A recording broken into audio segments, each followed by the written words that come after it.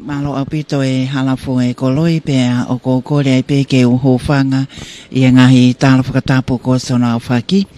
A tā mua ke whakahoko ato e whatongia o e aho Christmasini, ko e aho whakawhiawhia, ko e whakamanatua o e aloi, o e pilinisi o e melino, ko e whakamo'ui o mamani.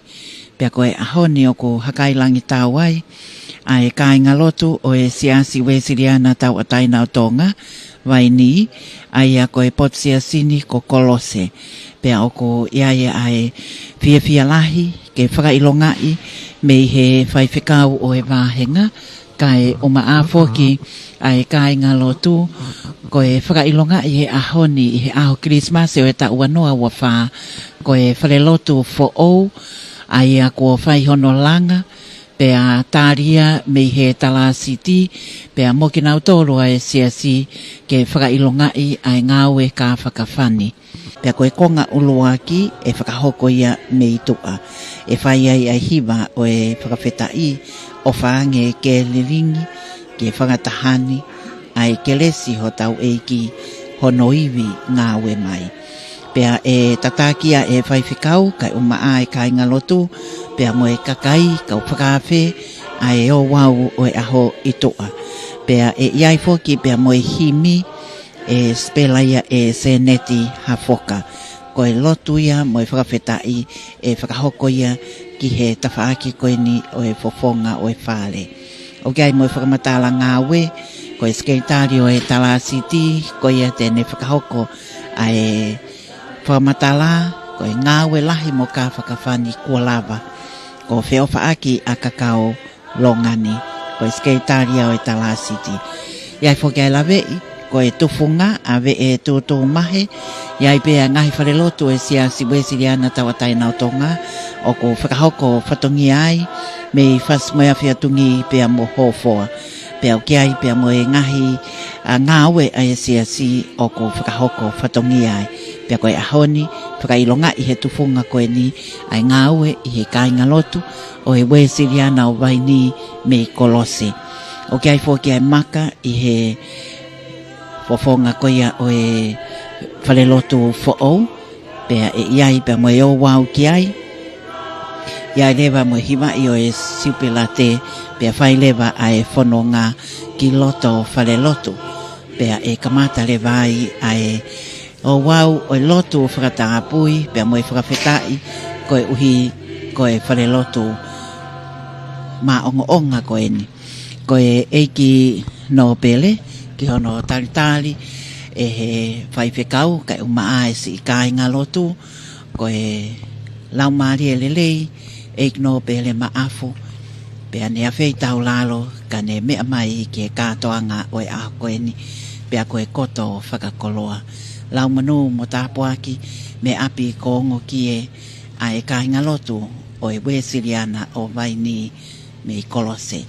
O ko iaia e whiawhia, pea mo e Hakailangi tau. Ko e aho whakakoloa koe ni, e iai pe mo hono polkalama he konga hono wa, ka e whakahoko ia ki matangi maari e.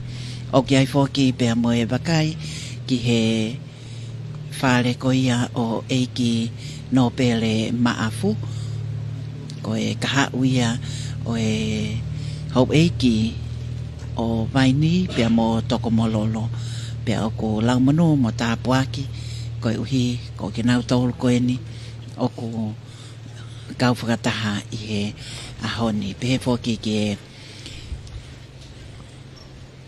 tupoulahi, eiki Miriami tupoulahi, tui pere hake, me aheni whakataha pea mo e kāinga, mo e whare koia o ekno pele maafu. Ko e pongpongi whakakoloa eni, kamata ai o wau.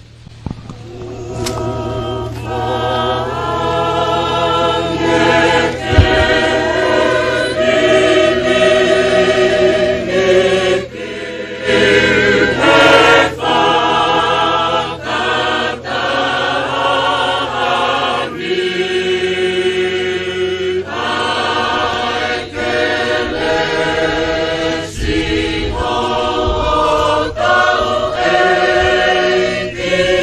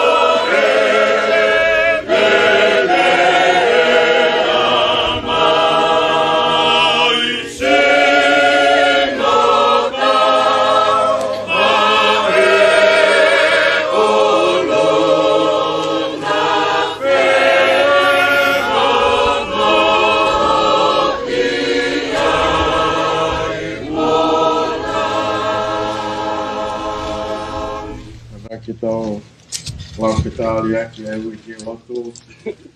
Tau e si hawa ake e whiwhia.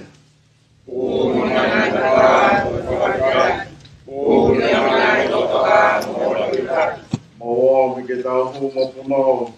O tolu tui e ao si hawa na le ngau ki tau tolu.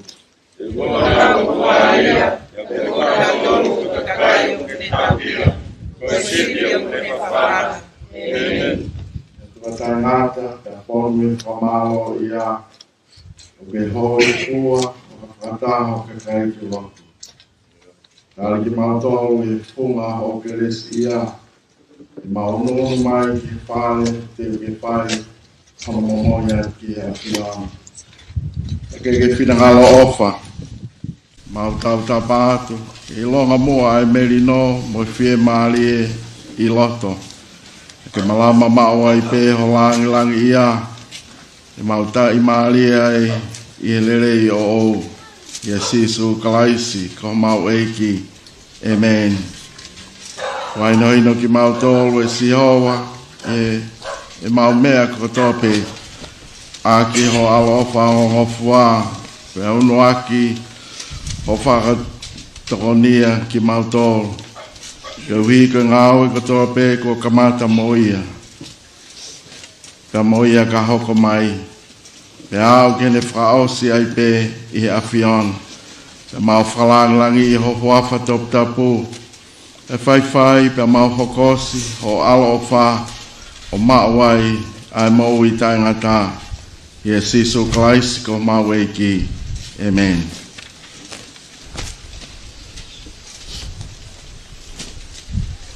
Folofola hin kamata o au mamafa ke pongpong ini ko hono ono nge au tolu ngofulu o himi ono tolu noa ke tau hiwa aha ke kainga mo whakawheta tau whakamalo he mana ne whai i pēte i hema he kuonga mua ai hoko tangata aho tau otua Faka'afeta, koe pehe te tau noa. Whakamalo he ofa aho tau otua.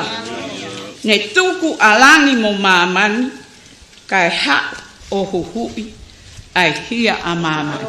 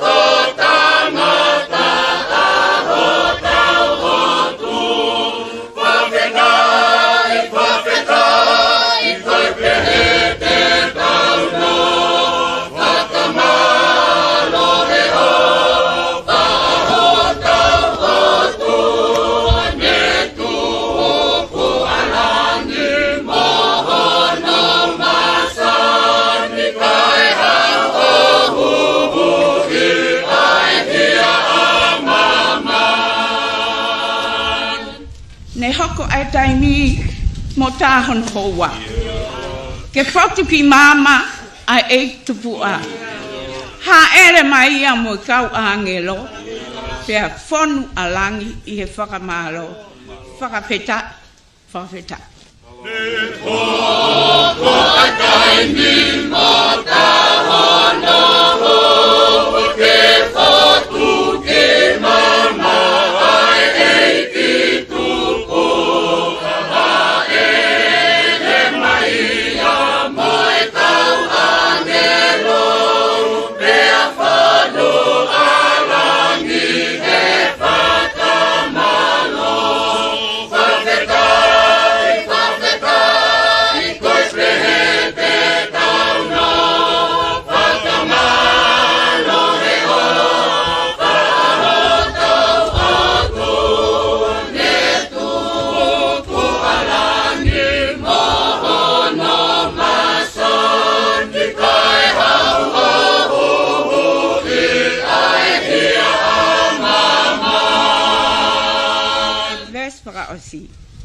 tau mo ki tau a ke whawheta.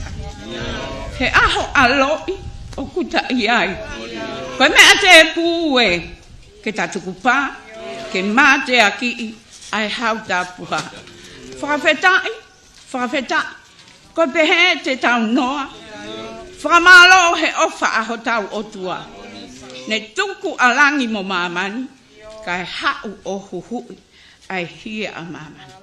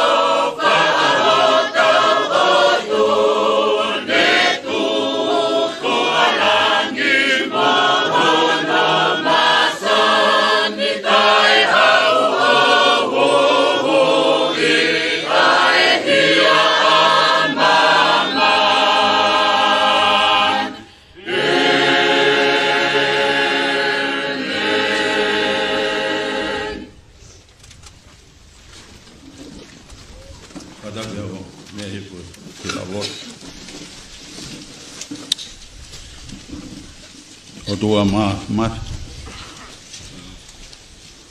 mau kau whakata bebe mo punaki e ko mau sāmi ai he whakapitai pia toi whakapitai moi whakamalo ko hi koe o whaia piana nā ke tuku alangi mo ono masani hake hea ere mai ke hui ai hia mamani.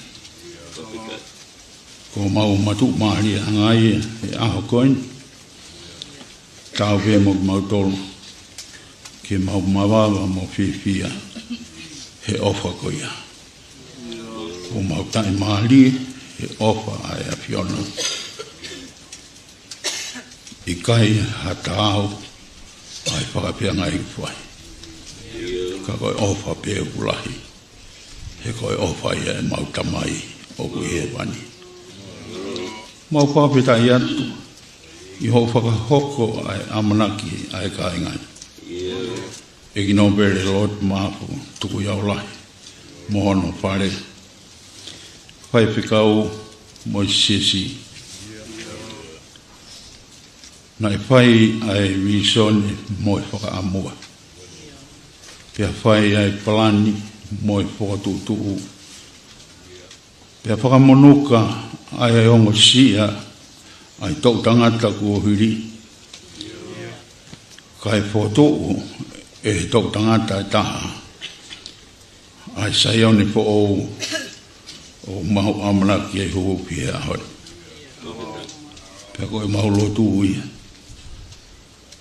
Mau whapita i atu ke a piona. Nā ke ihe ngā hui. Nā ke poa ki halotu, moi keres, moi tui, mai tau tangata. Ke nau whai a ngā weni i he tui, moi whalala atu, pia ko kau mai, ko i kuna anga i au e patongi e au koi. Pia mau wakai, ki ngā weni, ene masani, he koe mai moa ia ai mafi. O ke awhio i pe e o tua. Nai kau ngata amaki pe. Pea si i pe o mauiwi. Nai e pe ai kau tokoni me muri. Kai ngā ofa kotoa pe. Pea pe ke si kai ngani. Nā urotolahi pe i e kau ai a piona. Nā wala ni mamai o tokoni. Ko nā waiwai. Ko e haoni. Ko nā tu to tono ma alohi. Ia whai ngofua ai whai ngata. Ko hai a loto e tae whakapita i atu e o tua.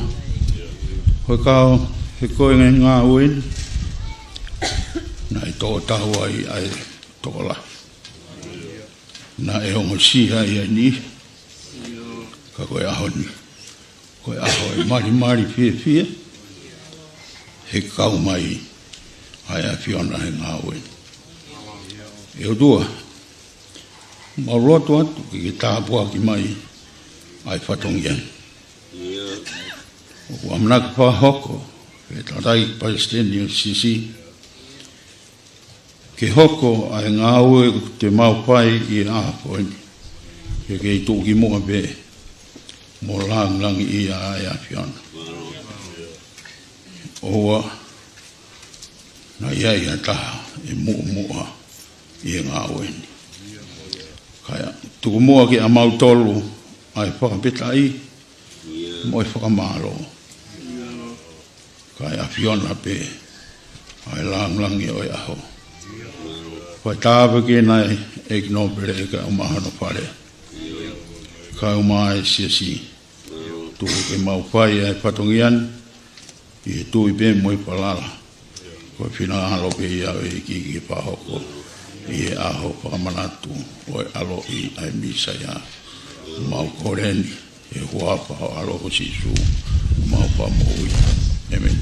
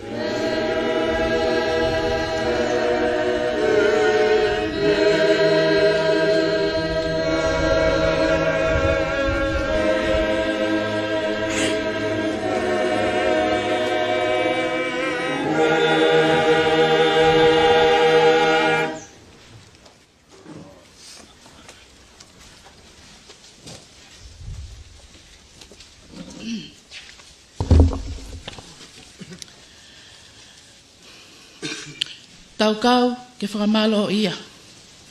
E tamai, alo, mo lau malie. Kau ai kakai o langina, kau mo mamani fulipe. Moni tonu.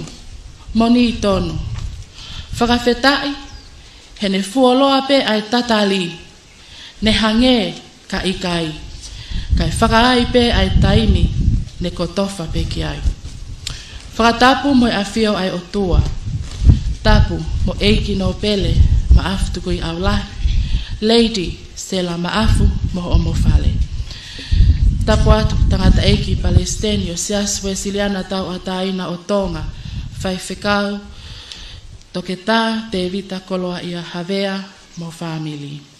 Apihala whakatulo atu Kau hūwhanga mua he ngahi whakatapu, o whakatapua he kelekele e kini. Kau kole mua hangofua, ki whakaau atu ai leo ngā ue, moe ola o whatongia, ne hili whaki mai ki ho o tangata e ki whaiwhe kau, se tuata lahi moe kāinga lotu o Kolose Vaini. Ko eni ai whakamatala ngā ue ki he langa o Falelotu fo'ou o Kolose. Aho wataha o maasi waafe wafaa. Ne whakapāsi ai ngofua ki he mape ki hono langa o Falelotu fo'ou ni me he potu ngā ue moi na he teu e ofaniu.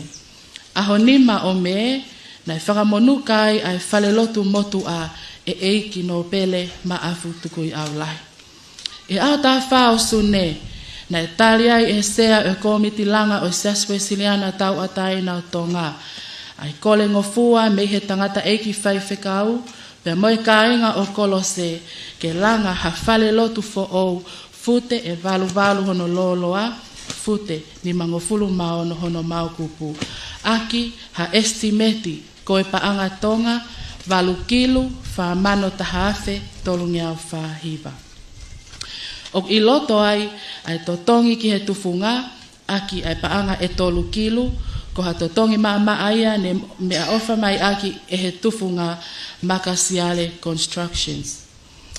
Ko oko nai whai e he kau holo mua, pehe ke kau se tuata whakakonfelenisi, kau whai whekau, pea moha whakatangi ki Australia pea mo Amerika lahi.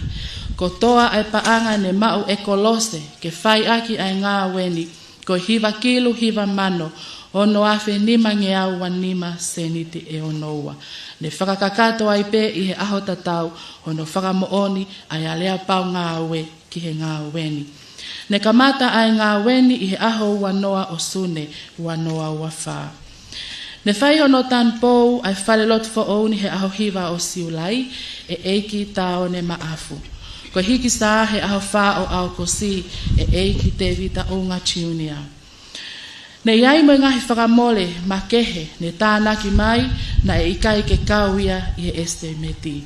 Kauai ai a o Falelotu fo'ou ni taha mano ni mafe. Lava o whakatau mai mo ngahi tanke vai fo'ou lita e taha mano e wha, taha mano taha whiwhitungi au. Ko hono whakotuu hangahi maa masola, taha mano wafe maa whiknima. Ne malawa ke whakalahi o ngahi sea ke he Falelotu fo'ou ni pangai wamano. Fo tu mo whawhangu fo'ou pia mohono whale wamano tol wafe. Ko whakalahi ke he āwahe tol wafe ni mangiau. Lava fo hono tanu maka mo whakalelei si ke he elia mo elia i pākingi ke he apsiasini tol wafe wangiau. Tāna ki mai mo ngahi nau whakasakala me niti, taha awhi hiwangiau ni mahiva sente taha ua. Totongi mo kau ngā ue ki ono tau o i sound systemi ki he Falelotu fo'ou wa awhi hiwangiau ono noa. Leipa ki ono clean up whakaosi o i Falelotu ni wafe. Mo e toenga o i ngahi nau ki he Falelotu fo'ou angai waluafe. Ne iai foki mo i ngahi whatongia whakasiasi ki he whatongia hufi fale o i ahoni, kau kiai mono totongi o i whakamafola i he atape a moe lea ai polokalama o i ahoni ki he uamano wafe uangiau tolvalu. Lolotonga e ngā ue, ne whipaupo wake ai ngahi kau taha hatuea i tongani, o nau ofa mai aki ha ngahi mau inga ki he nau langa Fakatapu'i. Whakamalo atu ki he Pacific Timber Hardware, Luna Eva, Recall Hardware, Anna Gift Shop, Stone Company, Moki Moutolu koto ape na moutokoni mai. I kaiko i ape, ka na e holoi tounga pe ai ofa, pia mo e tō matakakano, ai ngahi whanili, ka koe whanau tama pe ai api Kolose, o nau wahe atu hono fua, o e whakamole ki he konga o e whale fo'ouni, kauai ai ato o e whale. Na iai whaki moha ngahi pāanga tānaki mai, i he whakamonu ka, i he aho o tanu pou, hiki sā, ka toa ai ki he tolu mano hono afe. Ko i ai ngahi makatuunga, na e malawa ai ke mautoe tānaki ha nau makehe me i he palani ngā ue ki he whaleni o hange koe sound systemi koe a tangi ke vai whawhangu fo'ou. Eiki no pele maaftukui au lahi, tangata eiki Paleisitenj, I he ahoni, koe kakato ia ai mahina e ono ai ngā weni. Koe whakama opo ki he ngahi whakamole, a umai ki he ahoni, o ku whiunga mo I 7 kilu, o no mano, tolu awhe wangi au tahaua, o kau ki ai, pia moe totongi ki he tufunga, koe pesetia e hiva taha, o estimeti kua mau ngā wei ki he Falelotu fo'oni.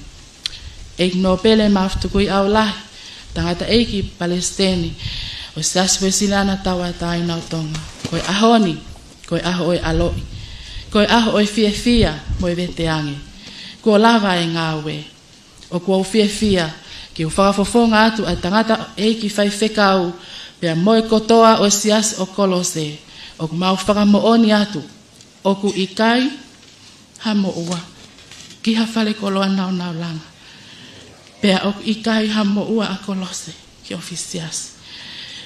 Hili ange ai ahoni, koe lepa, ai Siasi, tā naki moi ofa e ngai family, o ku ihe ua kilo ni mamano.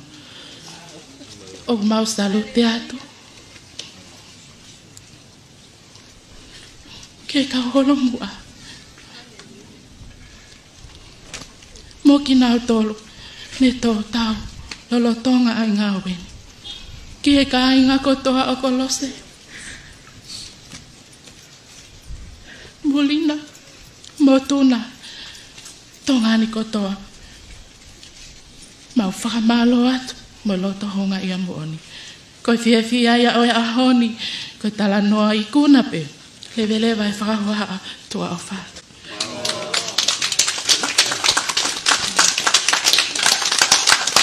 O te whaaki a Faka'ilonga'i skeitari a oe Tala City, mono whakama opo mai ai patongia. Tatai Kasten, ngā ue koe nai tuku mai ke whai, ko lawa, o ko whaki atu hono ki. Koe tufu ngā ia be e tōtō mahe, koe whaki oi ki he tangata I Paleisitenj. Hapai ai au kia ia lipine lanu blue.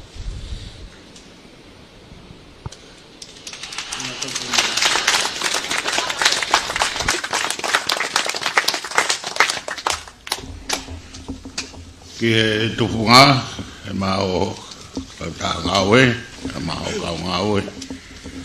O whafunga e konferensi sesi ke tari, e ngawe ko mowhai.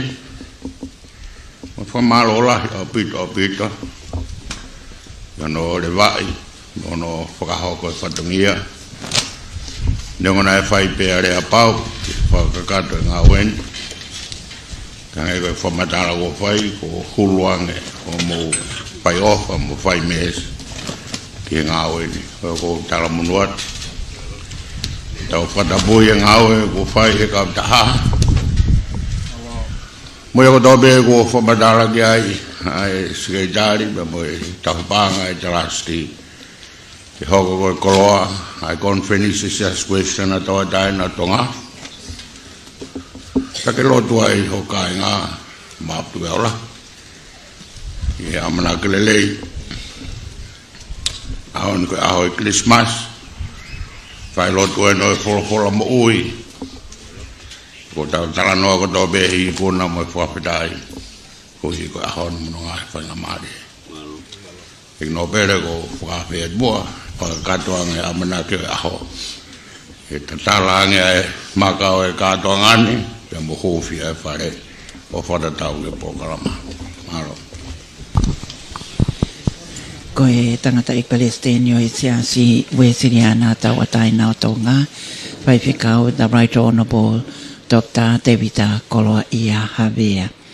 Koe eiki no pele maafu, a whei tau lalo ne mea mai ki he o wau koe o e Falelotu fo'o, koe maka whakamanatu, ai a kohono tatala, o e maka koe ni, whao pito, pea whakawheta I e maukoloa, I e ngai kupu I lea, hufi, ai Falelotuni, eik no pele maftu koi aulahe awani ma December wanoa wafa hoko mai ke o wau koeni koe ki pe moe kosi ko ia e lipine ai a kono Fakalangilangi I koloa ai fipine Tonga matapahu anga whakafofa o pito no fotunga mo ngawe lahi ka Fakaafe ko feia me ki kai nga lotu toko si ngai loto fale o family ko e kolonia ini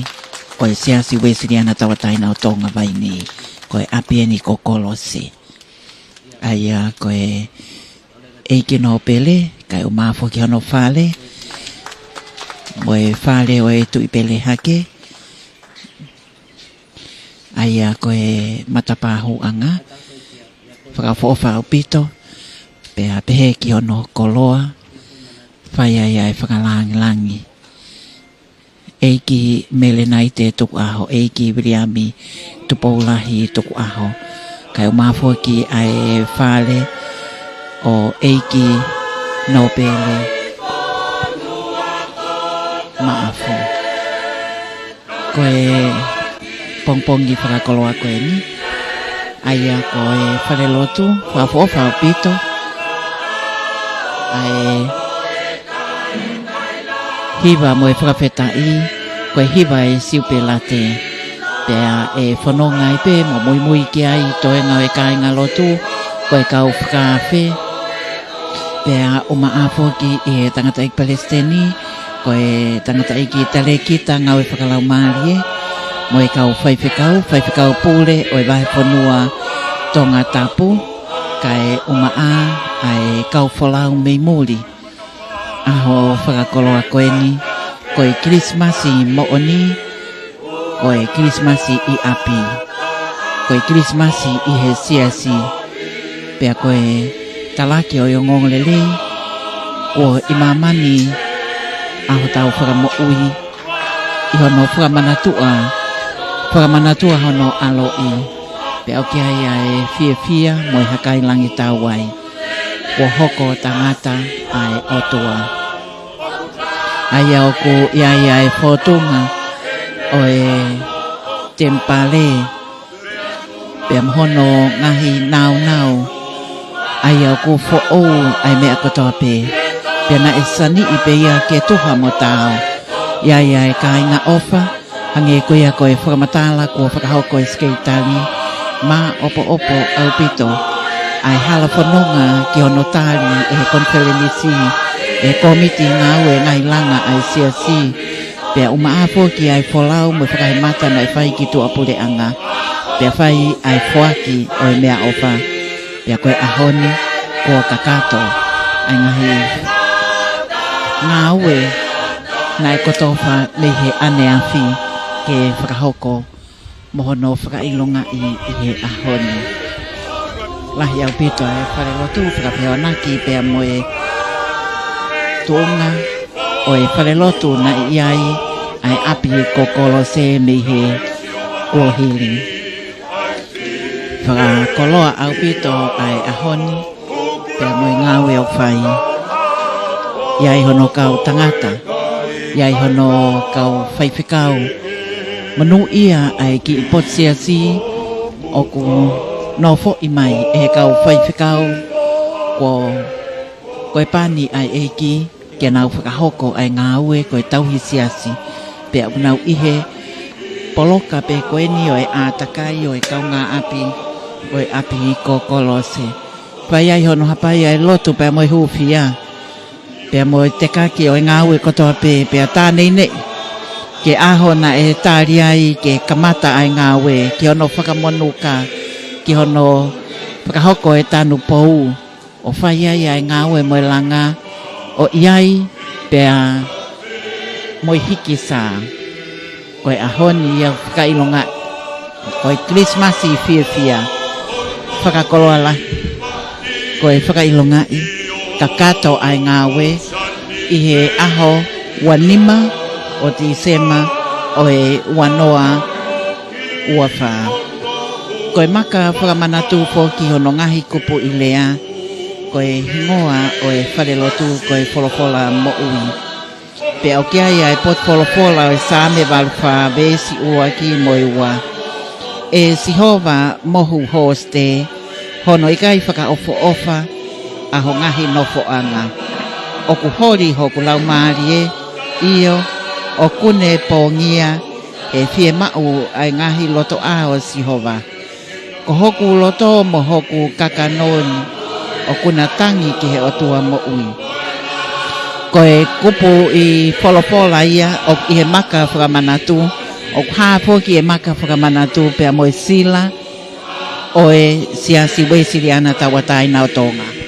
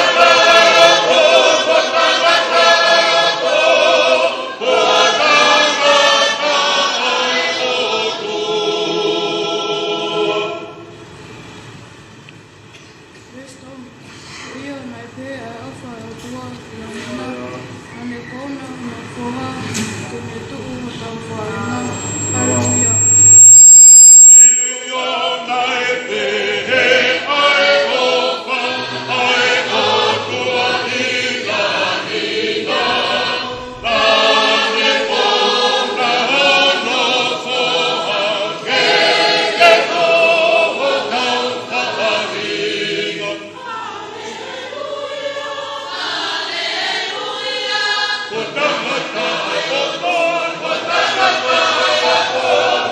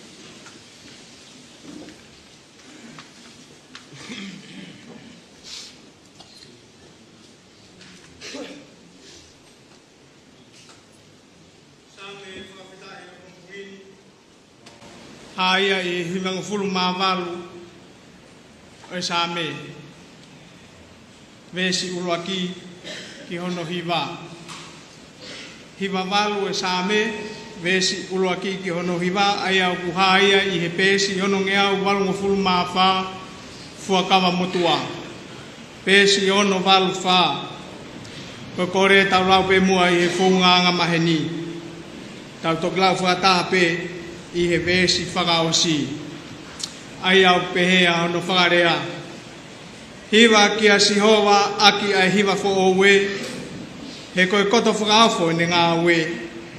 Kono tau kupu tau matau mo hono nima tāpuha. Ko ne mau ai whakamo'ui mana.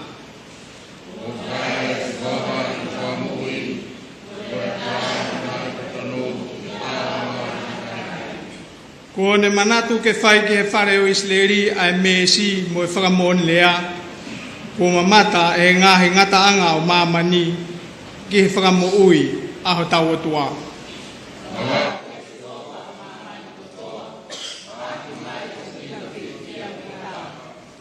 Ta aki a Sihova aki ai hape, whai aki ai hape mo e rea o e same.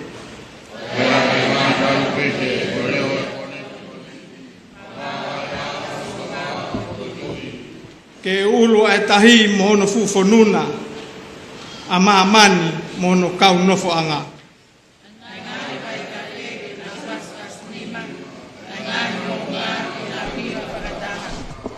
I he ao o Sihova he kune hauna ke whakamau ai whanua.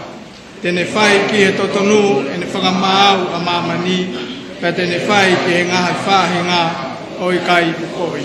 Amen.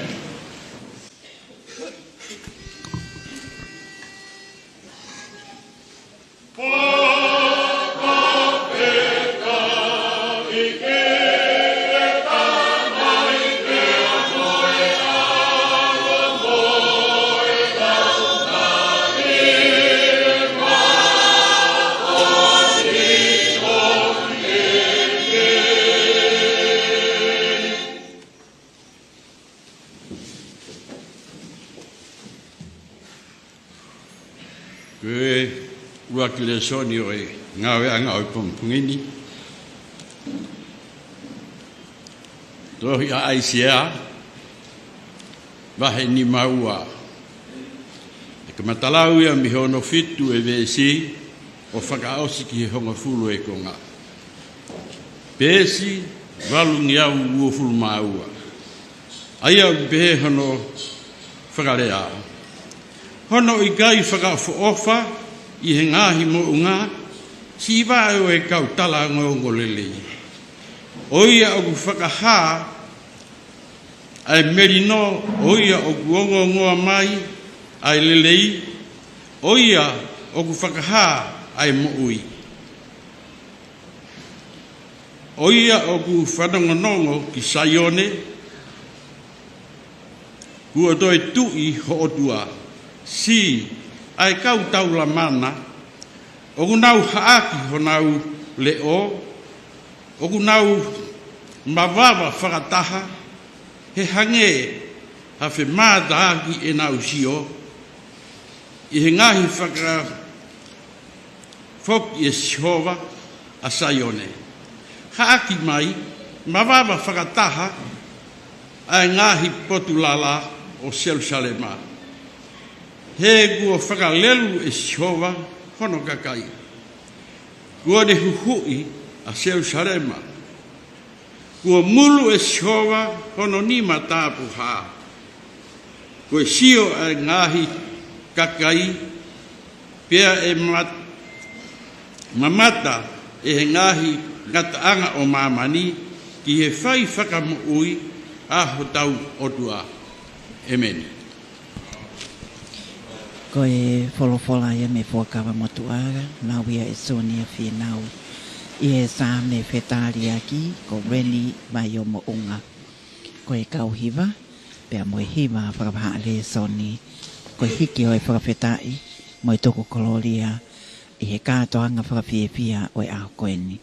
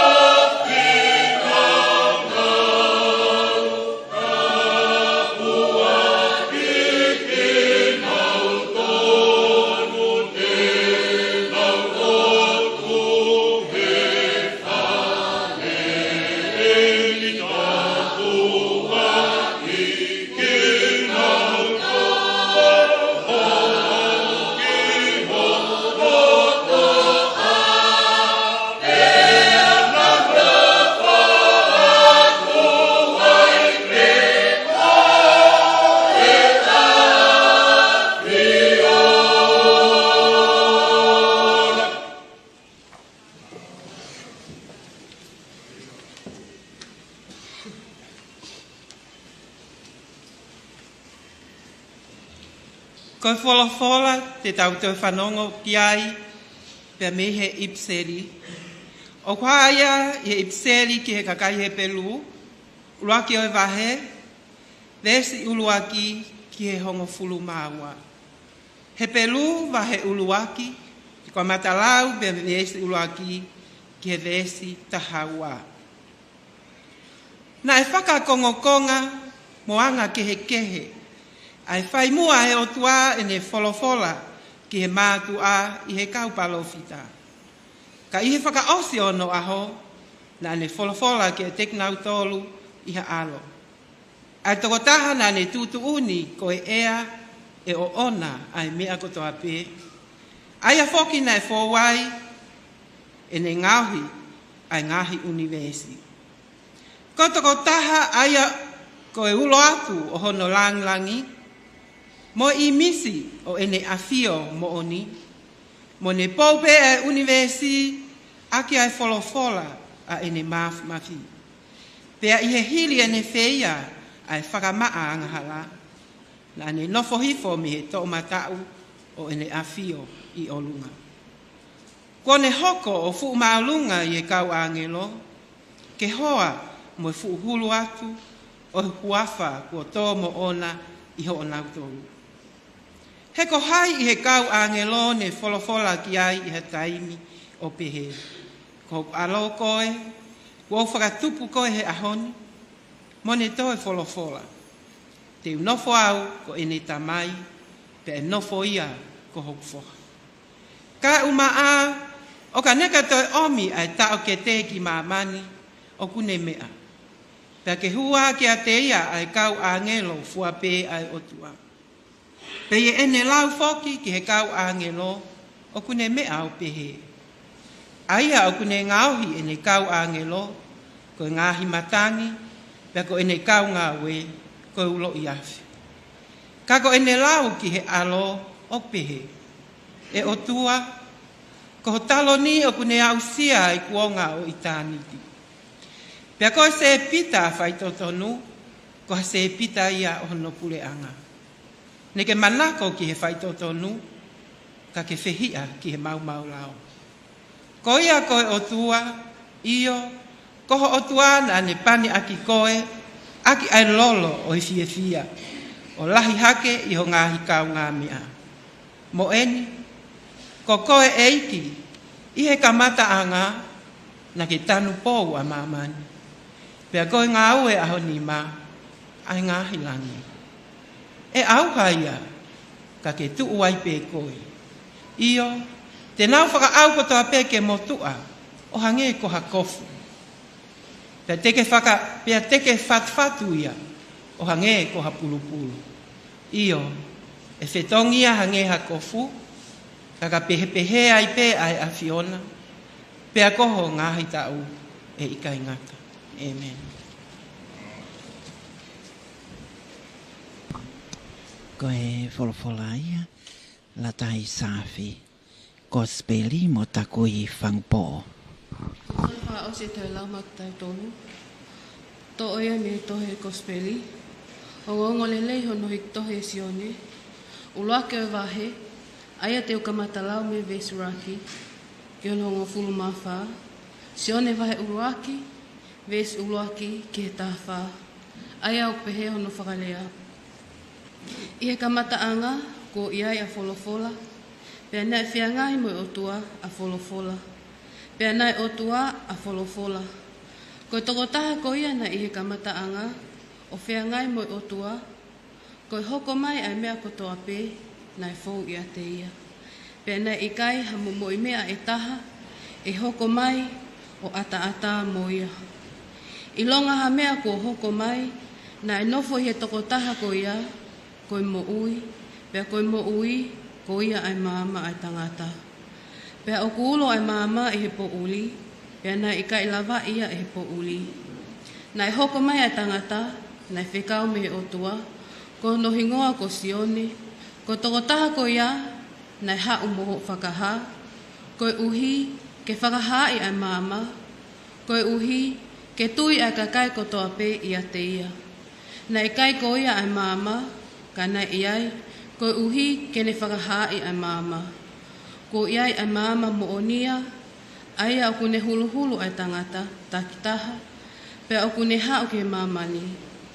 Na ane i mamani, pea hoko mai a mamani, nai fou ia te ia, kaka ikai ilo i mamani, na ane hao ki hono apitonu.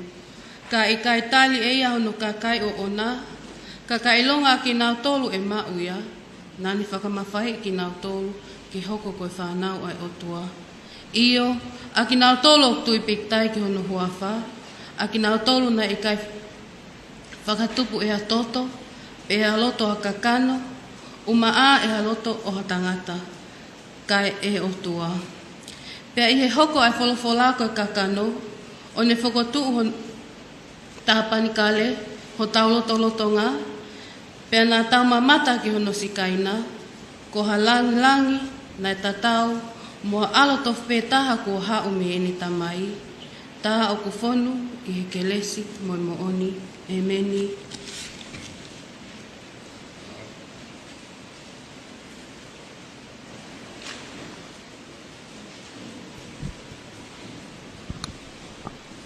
Pakamari mani ke tau pai a lot e Fakatapu'i e Falelotu.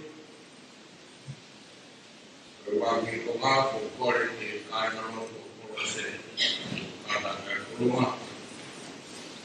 Kei pia e Moimoi ki murau patamai, Moimoi mai e Mou'ui ki Fakatapu'i ki hoko ke Koloa'ia Siasi Murau patamai.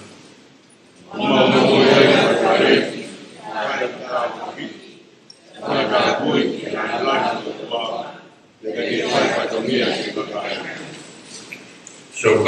Eki, kau pia de tupe o tua, ke roto sika kai, mo siasi ke nauranga ai Falelotu ni, ke Fakalangilangi o Moimoi. O tale ai Falelotu ni mangawe ko Mou'ui, ke roa ka Falelotu Siasi Uesiliana tau dai na Tonga Kolose Vaini Mou'ui. Ke Fakatapu'i ke Faka'ilonga'i se tonu ai Fakaafe Tongatapu ke Latu. Kore ke tanga mo me angua Falelotu Fakatapu'i penaria o te tau programa mo. Ke gloria o tua o mai ai kune ui ai tau tolu a ke ne keresi ke lang o aro ai ni o fa ia ki tau tolu fo ke ia ko ki tau tolu ke famaro ia la mare mano ni ai une fo mama mo fata pu ia ki tau tolu ke lot ki o tua a ke ho mo famaro ke malanga ke ko spirita ngata ke fai o ngo sakala me ni tapu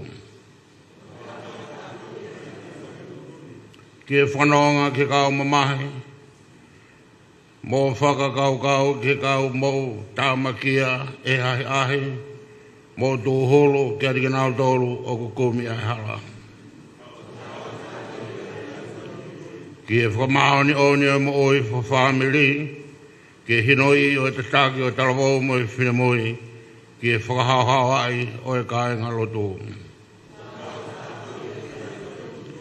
Ke whamoi o e kauanga hala, ke whatoble kina o e whaito tonu, ke whamafola atu e pureanga o e o tua. I he tui taha, i whamaumaunuta e whiohi Paleisitenj, i whiohi whawhani mo whiloto lei aki ai kakai. I loto hounga ko uhi ko ngā ue ofa ko whai, e kinau tolu, kona uri o mai siasi hen, e whamanatu ofa kari kinau tolu ko lawa lei e nau whanonga i laloni, e amanak lei ke Mou'ui tangata, i a sisu klaisi ko tau eki.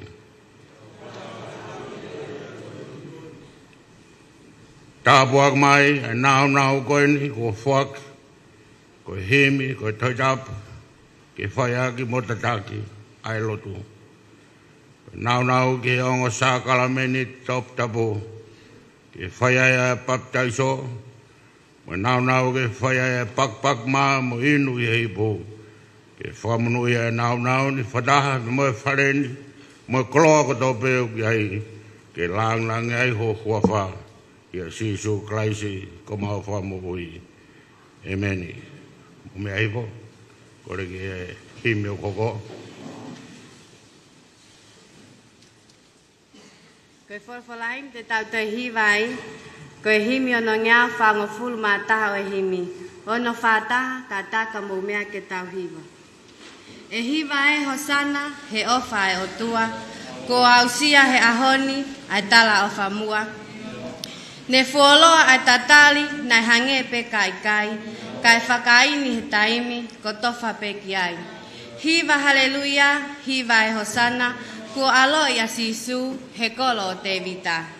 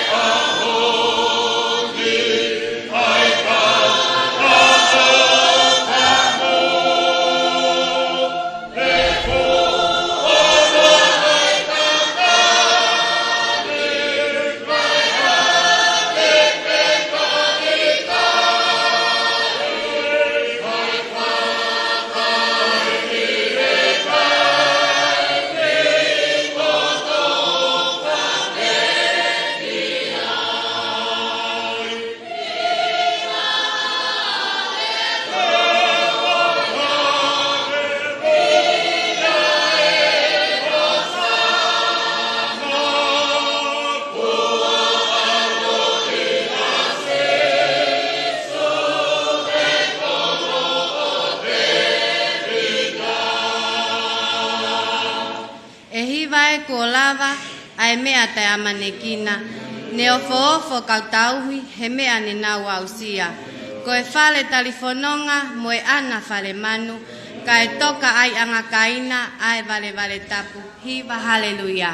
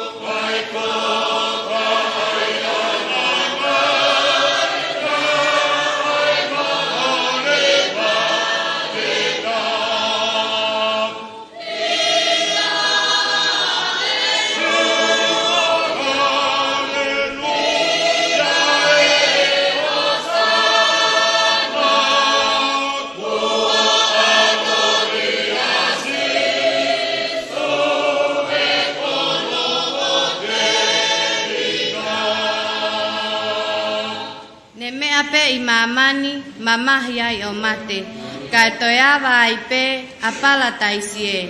Tau whakaanga lewa ai ofa e ne whai, hingoa pe ia ko sisu ka tau Mou'ui ai.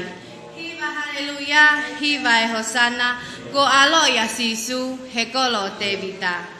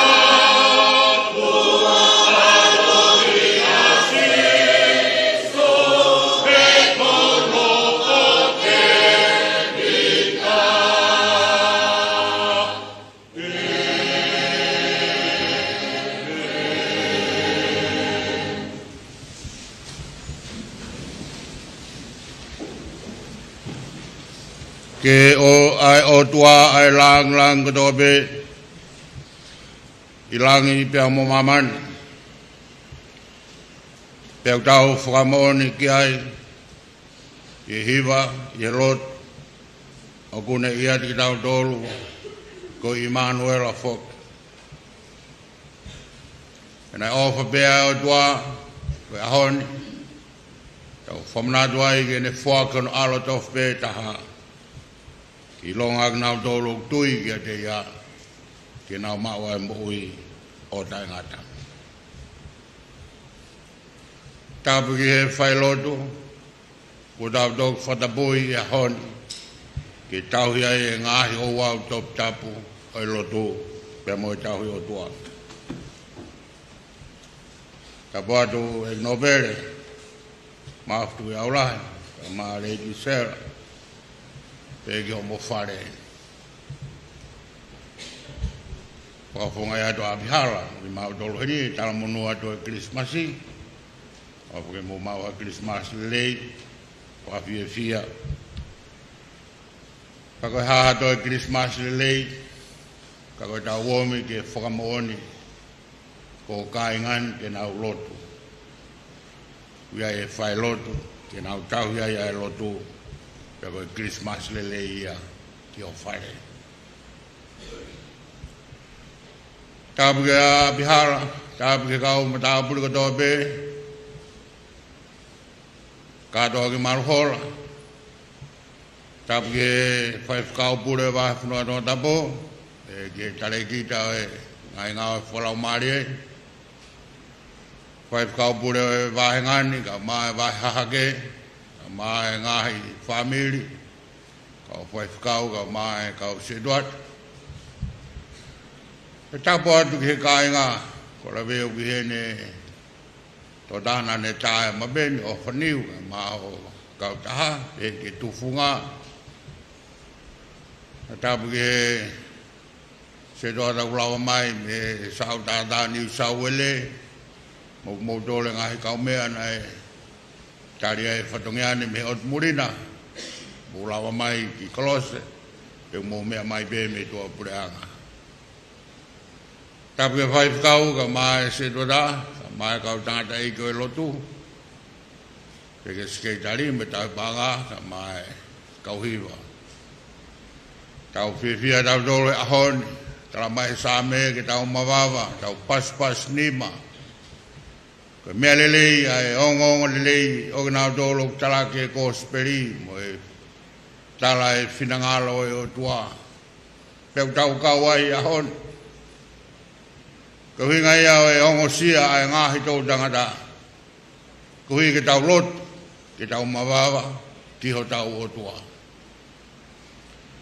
neo ko tala whakalot kalafi ulawa be lotu ha feitu be kai ke toe fi Mou'ui ke tau o ke Jerusalem ko Kirisimi tau fai mooni mo fai lau mari kau tau ke tui ko melei ke ai ha whakataha anga o e kakai o e o tua ke tau omi o whiwahe wahe aki ai ngahi koloa o e Mou'ui ke fai whukiheni ai lotu ai kāinga ke baptaiso heni ai tau whanau ke pak heni ai maa be tufu whātua ipu e sino mo i tātaa ho tau eigi ke whaia ke tau hilotu koe haoni u tau tānaki ke Koloa e kāinga o nobere maaftu e au lahi ai toi Koloa koe ne taha ke whaia i tau hilotu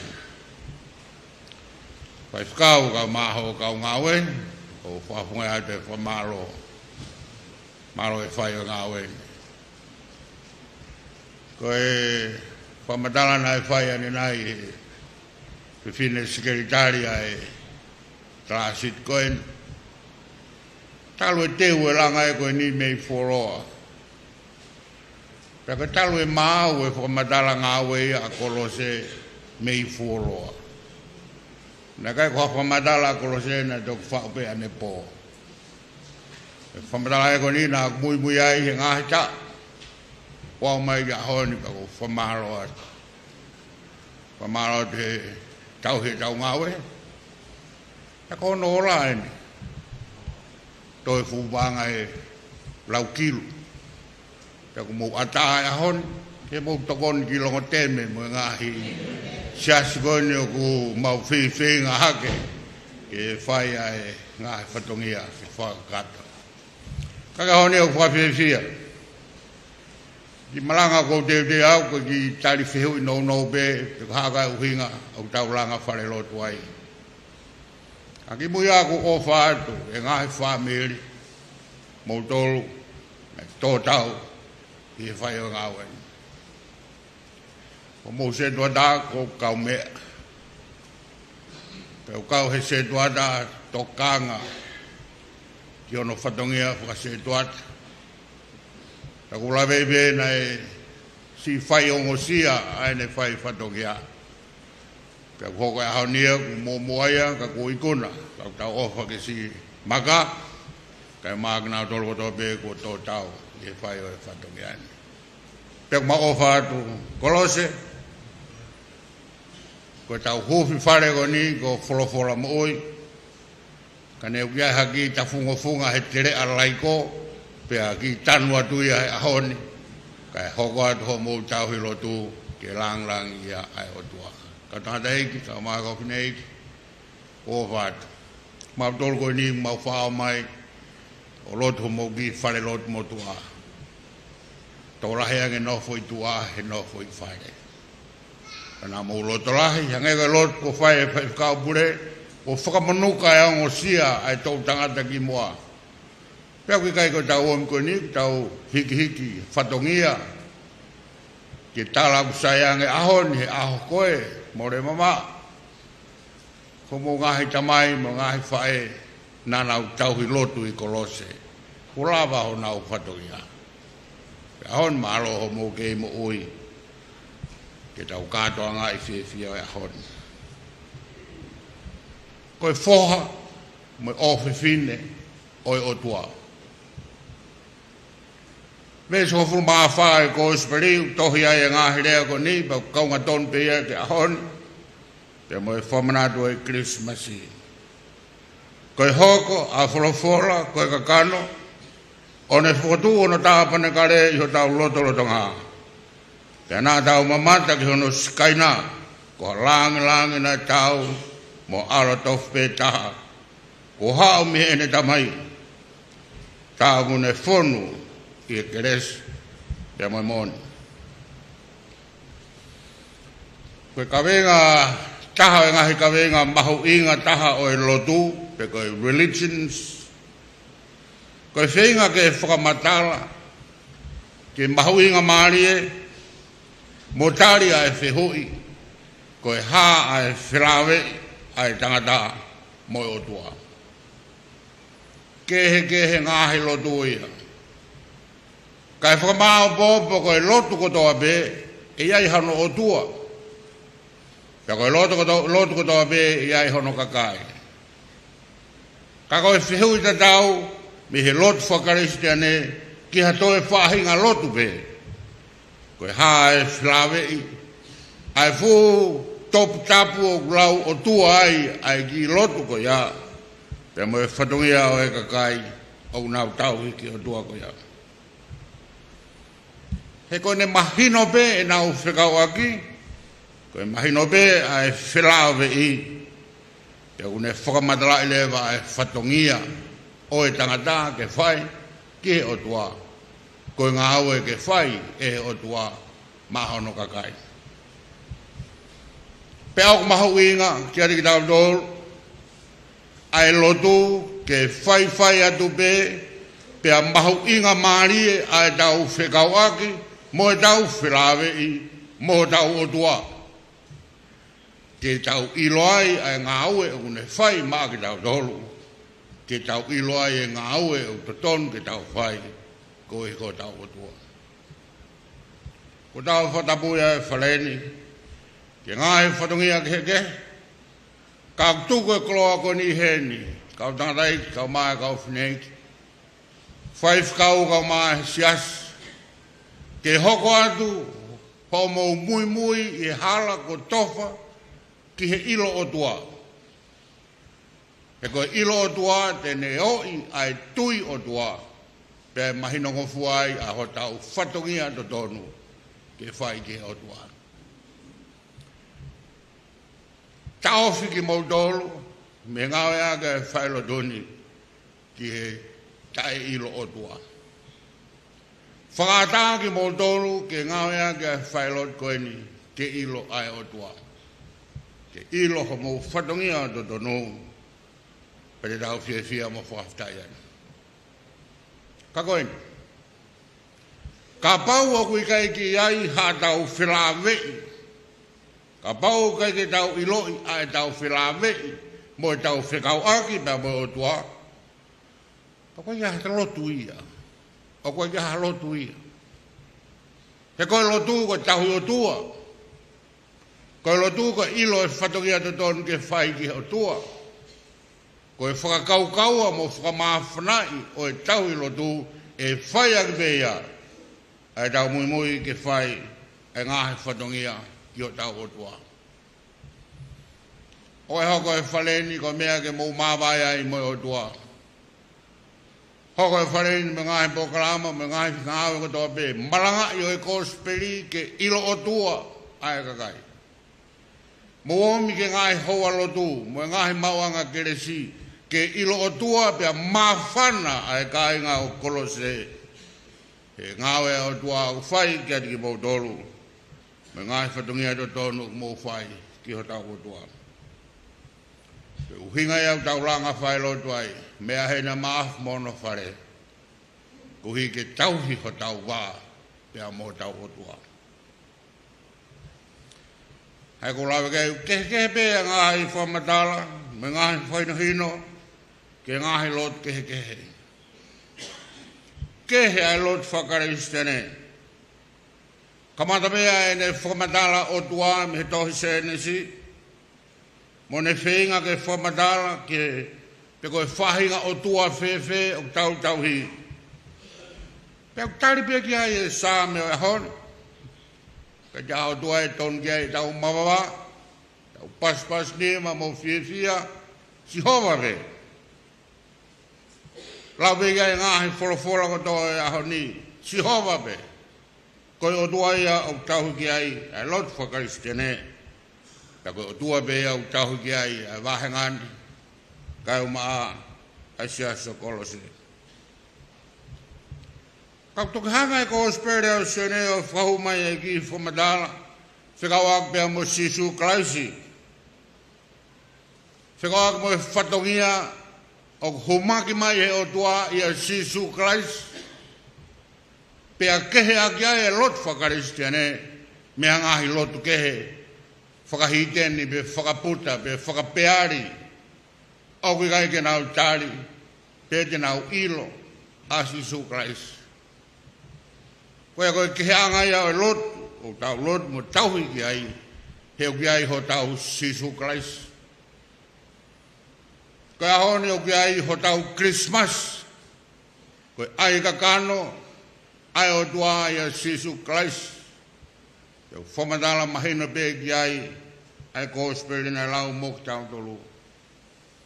Kehe ai e tau tauhi o tua, ke hea e tauhi mo e ako ne kina o e Folofola e o tua i he Falelotu koe ni. Kuhi koe ia e Sisu Klaisi o tau Christmas e ahori. Pe te tau toutou Christmas pe mea mo Sisu ke Faka'ilonga'i o ku makehe ai tauhi lotu o whai e Siasi Paleisitenj. Pe mo atoi tauhi lotu o whai a ngahi kautaha lotu o kui kai ke Fakalaisi. Whatongi a koe hoko mai bea mo Sisu Klaisi. Oku nei whamahino mo whakahai aki ai tau whilawei ai tangata bea mo o tua. Kei bea ngai lotu, koe nau whilawei mo nau o tua. Kei bea no ngahi tuku whakaholo. Koe lot koe ki o tua ku tau hi, koe tau whilawei mo tau o tua, oku nofo loto bea ia Sisu Klaisi. Tala mai be ki Folofola e honi. Hei kai whaewhenge pe te tau e tangata ia moi o tua. E kei kehepe ai o tua, e kei kehepe ai tangata. O whanau mai pe ai tangata e ki mamani ke Mou'ui atu pe whai ange pe hoko hono taibi, whakatangata hono ngu pe ai mate ia. Pe ku whamatala pe kosperi e wahe veso hon fulu. Kia sione ki he wanu, i he wā o tua mo i tangata, o kai lawa ia ke tanu. A koe hoko mai a Sisu Klaisi, i he tatau o i tangata. Kui ke malawa ai tangata, ai mea auha o taiwha auha, ai mea mate o taiwha mate, ai mea whakangata i mamani, koe mea o langi, mo mea o itani. Uhinga e tau ai Falelotu Kolose, ke tau tauhi ki he o tua. Iai aho, e ngata ia mamani. Ka e kei whehui mai pe ko hae o tau, ia mo e pureanga oe o tua. Ia ko tau amanaki, hoko e Falelotu koen, ke langa ia e fu hala whakakawakawa, ia Sisu Klaisi, ki ona iku lau whanō ho Mou'ui mo Moutauhinonga'i whatongia ke ia hea aho ke mou hokos koe o whiwhine mo whoha ki Moutolu oi o tua i hono pureanga. Kok tau tolu ka bau e kai ofa ho tau o tua. E kai ofa pe tāke o tua mate ia. Kok tau tolu ya mo tau tui mo siasu tau kau kiai. Kapao ki kai ofa mai ai o tua kia ri tau tolu hei kai ki tau lau e tau tolu ya ko tau tua. Ko tau tua ko tua ofa mai. Rau mai. Ya kone au mai ai o tua ki he takata ko ia ku vete ai tau tolu me ngai hai ai ang hala. Pe whai ai ho tau taramonu mo whakatoa me le. Ko tau whilawe mo o tua. Ko tau hio tau wā mo o tua. Ke tau mau ai mo i tangata. Tau mau ai mo i tangata. Tako hinga ai Falelotu ni ka inga. Ko Falelotu ni ke mo Mou'ui mau kalahi au pito. Mau ai Mou'ui mamani. Mau pa mo Mou'ui e mo i tangata. E aonga. Ai fu lau kilu ko mo ngawe ke langa ai Falelotu ko ni. Ka ba ya o ke frau singa. Ko mo mau ai Mou'ui pe mo mau la habitu. Ko ya ko na kia ko ke a ke lot Paleisitenj me ngahi lot ke o ki kai ke Paleisitenj. O ko hifo mai ai o tua ke tangata. Ngai lot ke he ko tangata fai ha ke o tua o kumi hano hala ke o tua. O ko alo mo lami, o ko alo mo whilau lau. Ko lot Paleisitenj ko o tua o ko hifo mai. Ta ko Christmas o ya honi ko ai ka kano ai o tua. Ke ne hifo mai. Ko i ko tau monu ia ngā ia ima mani. Pe mo tau i loto tau whai. Kai ofa ai o tua. E kai ke tau lau o tua ke ai. Te ka pau hei kai tui ai tangata ke o tua. Hei kai lau foha mo rau o fine mai ai o tua. Kia ti tau tolu. Te ko tau hia ho tau wā mo o tua. Ko tau wā mo o tua. Ko hono tau hi he kune ofa mai. Ko hono tau hi o tau tui kia te ia. Pe he tau tui kia te ia te tau hinas. Ye kres. Pia mo mo oni. O mo ui o kune ofa aki mai. Mea kato be e sias Faka'ilonga'i, ko mea kato be e Falelotu ni ka e ka lotu. Ko mea ke whakato brekina ai tau tui. Ko whai o tua ai ne ofa. Pe urahi hono whamatara. Ka te mo om ki heni, e aho toa be whai ai halot, ke whakaasiri, mo whakamawhanai, aho mo tui o toa. Koe tauhia ho mo wā. Koe tauhia ai whikawak mo o toa. Māri e lot Faka'ilonga'i. He molawa ke tau hoko o inas, i he nau o toa. Ko tau lotu he te tau inas i ono ngā he tala o wha. Te tau kai hono monu mo hono mana. Pe ka tau ka hoko ki hono pureanga. Koe nau e Mou'ui tangata, koe mea ana. Ka kune whinangalo ke whaki ia sisu klaisi. Koe ke tau Mou'ui ai. Ke anga e lot Faka'ilonga'i. Koe ke anga e ki Falelotu koe ni whaihiwa. Kau mae kau tau hi aho. Si mo tolko toa pe tau hi lotu he ni koe ke anga ia o e tau lotu he ku malawa ke tau inas i he nau o e o tua. Koe ahon, koe Christmas, koe ome o tua hono nau ke au mai ki mamani. Ko ne tala o Faka'ilonga'i tau tolu e tui kia te ia. Te tau mamata ki hono skaina. Ko ne whotu o Christ koe tāpanakari o tau loto ngā. Koe hala ke tau fōai, koe ne whelau rau, ke tau mau ai Mou'ui, pia ke tau mau lahi au pita. Ko tala monu atu, i mo tolko tau pe maranga me heni, e whai tau Falelotu me he, e whai ngahi whatakaanga heni e Siasi, mo womi o tau hi o tau ki ori tā ke Tongatapu. O te mo whaamai o ai ha mea ke mo uri ai i Falelotu ni, ai mea ke mo maa ai. Ai mea ke mo hao ai. Kaya ha mea e whakatupu, mau ho tau wā me o tua, whai he hala mo ngai whaitu ke he.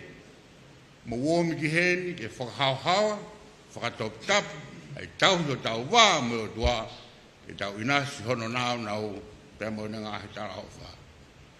no pere uma ofat, matala munu ke Krismasi, ke di sela ka ma fare, ke famunu ya ibe wa ngani, ke kwafa dua o tabai, mo aro, mo lau mare manyoni. Amen. Korat ke Tonga tau himi, neu toilah tau silini, ka te tau toki tātanak pia tau ki misnani. Ka koe ko winga ia ke te ai ke tau fuongo sia e o silava ho tau whatongia. Ka te ukurat pe ke ai ke wawe. Sekretari, mo tolo ku whae ka whatongia ko ia. Koe ospe himi, ko ki mite nima koko ai, ko Fakatapu'i tau misnare, koe lava ia tau whatongia. Mo mea ke tau hiwa. E whakaose ake ngā weanga. Oi aho koe ni, koe whange au o no fulma fitu o himi. Whāno fitu. Ka inga lotu, homi o mamata. Toka ai ki he aianga kai. Tu I o langi ne hoko o tangata. Mo womi ke tau lotu. Mo whakawhita.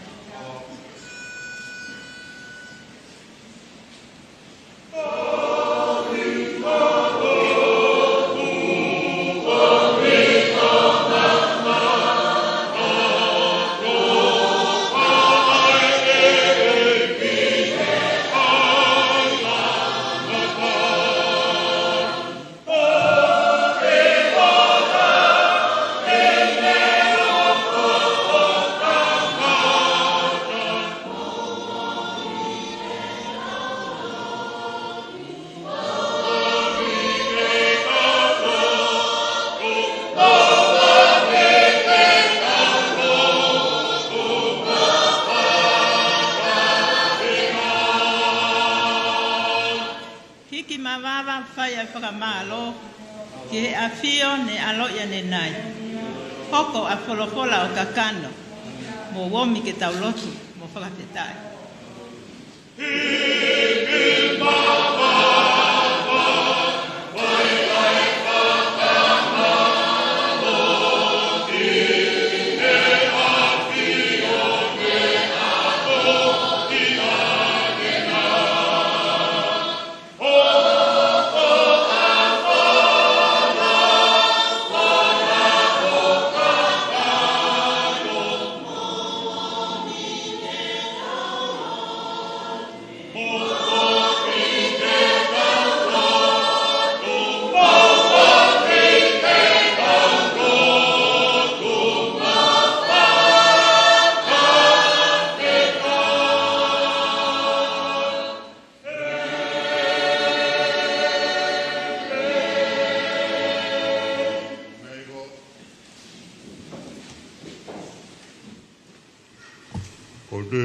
Sea tau Katoanga ke pene tutuni ke whai ke tau Katoanga.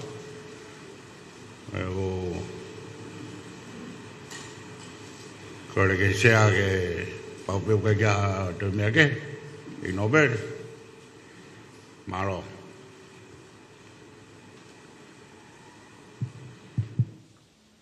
Atulo watu. Ko kore ke ufanga he ngahi tala Fakatapu kotoa pe whanua mo lotu. Kaya tā moau ke kau atu he tā pōke o aho.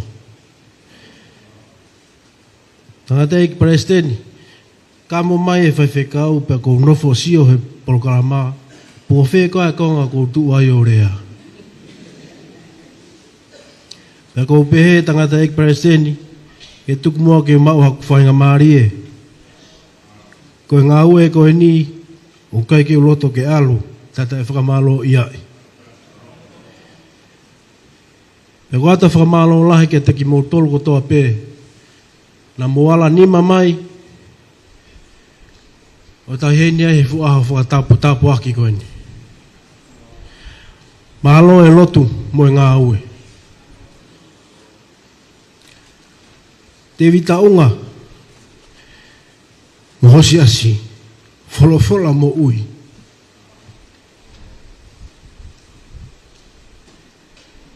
Pe oku ke ilo Folofola ki ho Mou'ui. Pe oku I kaite ke ilo Folofola, ka ku ke Mou'ui whakafolofola. Siasi Folofola Mou'ui. Kai te aha uhinga e te mou te nofa i tua he lalo o rive. Whakawhonu mai e sea o e Falelotu ke tāu o e Folofola mo ngai Mou'ui. Tevita mo Siasi Folofola Mou'ui. Ko tala monu atu ke Katoanga tuku Mou'ui o wano wa wha ke mo mau hatuku Mou'ui tāpuaki mo fia fia pia mo e Krismasi fon tāpuaki mo monu ia. Ko ata o whalahiat me te au sela mo e whanau ke te ki mo tolu ko toa pia kui heni he ahoni. O whalahiatu.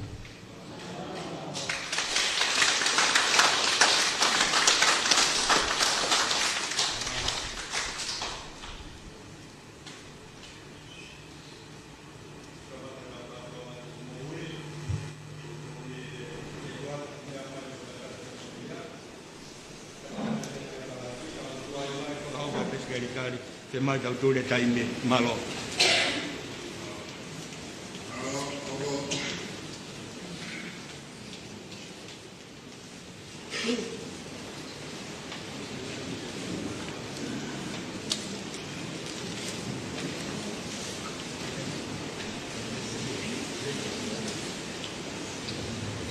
Ai a koe hoko atu, Katoanga oe.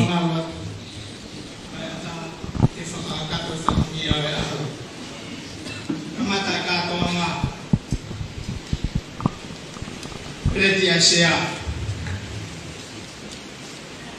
Paula Moimoi mai ai ngahi kalasi ai siasi hoko mai na kulturi mai pe ko i kone hipe ya ya hoko mai ngai fama na hoko atu malo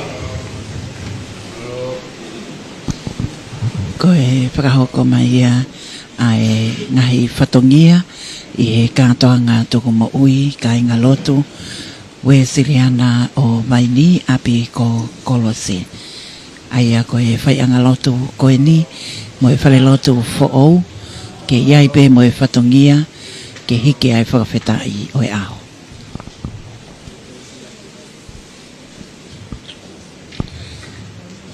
Ai au ko iai pe ai ngai whatongia ke whakakato e kau whakamanatu koe.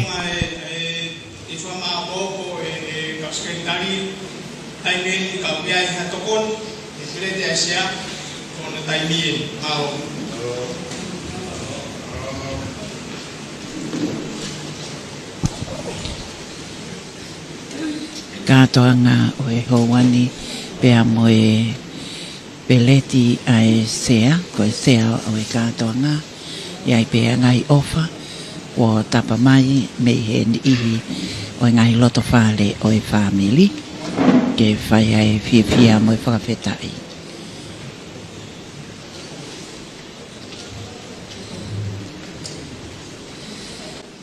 Bea henia eiki no pele maafo pe kia Lady maafo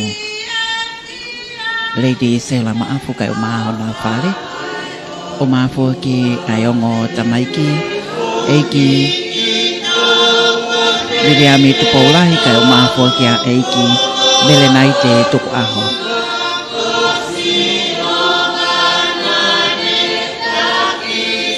Iyo koe pongpongi whakakoloa ni hoko ai ofa pia mo e tokoni ngā welahi mo ka Fakaafe ke Falelotu po ou ke Mou'ui ai pe ke whakahoko pia mo e Katoanga we tuk Mou'ui me he kamataa ngā we ta ua mai ke ahoni mono ngahi ala pono ngā ka oko kei whakakakato pe whaipitau polo tele nui palavu mo e skentari paanga ke he he ofisi ko e tokangai kina ai tuku Mou'ui ai ka inga Latu.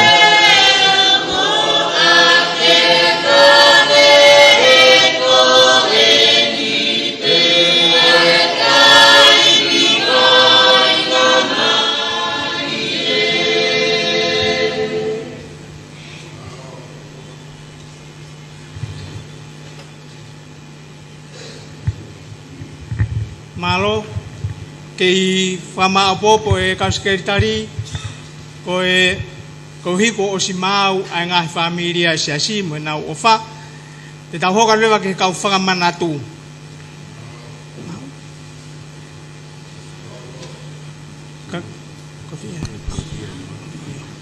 Aki Mou'ui ko e pereti o sea whiunga pea moe paanga e ono afe.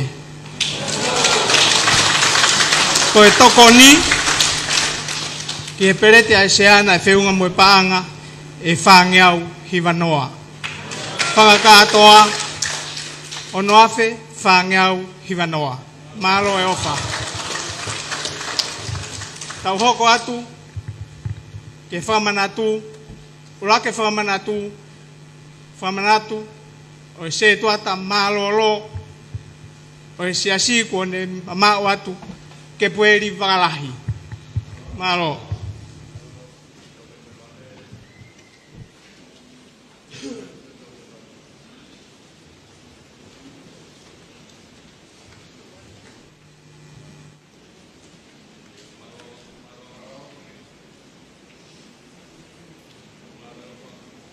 ko e au ko hapai mai ai whamanatu koeni ko e ngāwe o skia velenga pia mo e patongia e Falelotu ko e se tuata ka kone mama o atu ke I whakahoko pe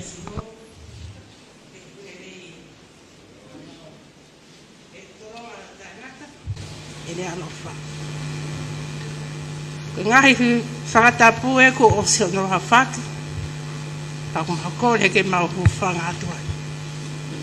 Kai ata be mua ke atu haki ilea whakawhetai I he aho koeni.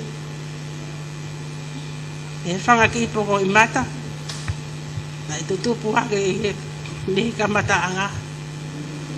E mau au sia ai aho whakakoloa koeni. Mau heni pe I he aho koeni. Paleisitenj kai umaa Tevita unga kai uma a no pere ke mau kau I he maalari o whakawhetai o aho ko mau waosia ke whakamanatu e mau tangata eiki ko ke pueri suri wakala ko lea pe iau mau I he ho ata ko eni o whakawhetai tua o whatu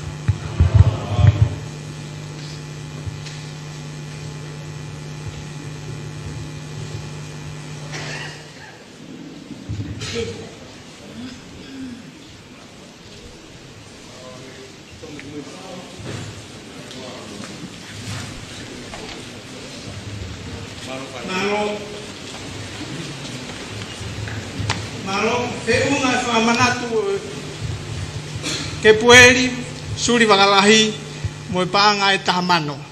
Malo taimien ka kwa tokoni ono taimien malo.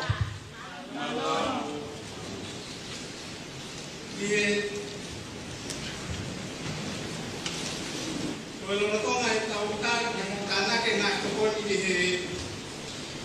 ki tokoni ki he whamanato ke pueri. Mautaki mai ai ofa me he Siasi Uesiliana tawataina o Vaini Loto kolom alofa tangata whiunga e moe paanga ni mafe.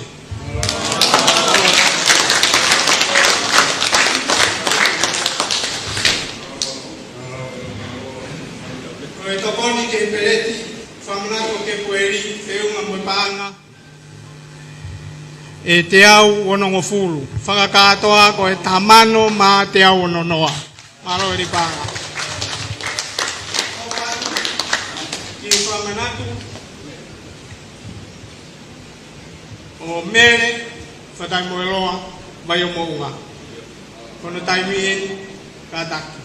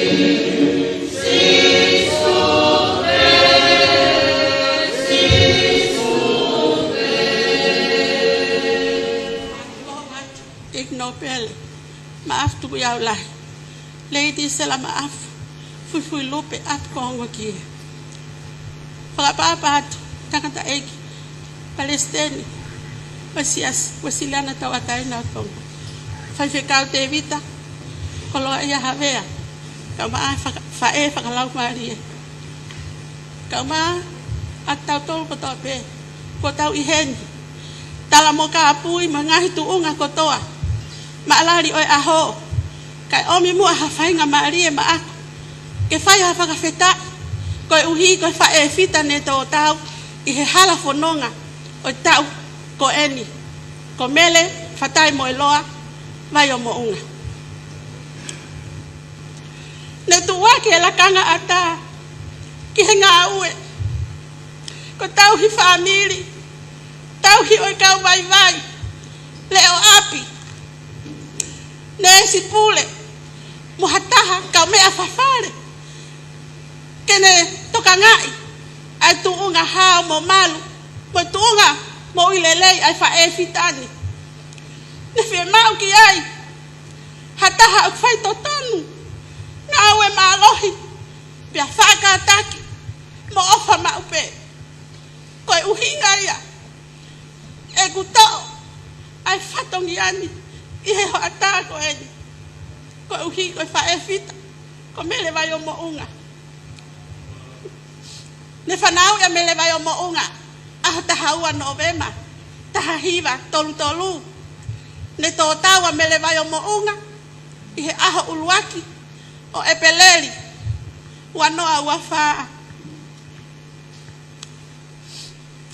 ko aho fitu o akos tahahiva fitu noa ko uluaki ta ya afafangu o ki ya ko anga o middle school Siasi Uesiliana tau atai na Tonga ihe tafaaki o apsiasi ko Folofola heng sapate ya heki api ako o tau kau nga api lolotonga ta fafangu le femo wekina atangata eki ko biliampo uli baati vayo mounga ko ne mamao ne ilo aki ahingoa ko baati vayo mounga na ne femo wekina ihe fai o haki haka kelele aki ki hono wifi ki fale mahaki ko uhi na toe tapu aki kinaua esihova ai sisi itaha ihe fa nawe tokono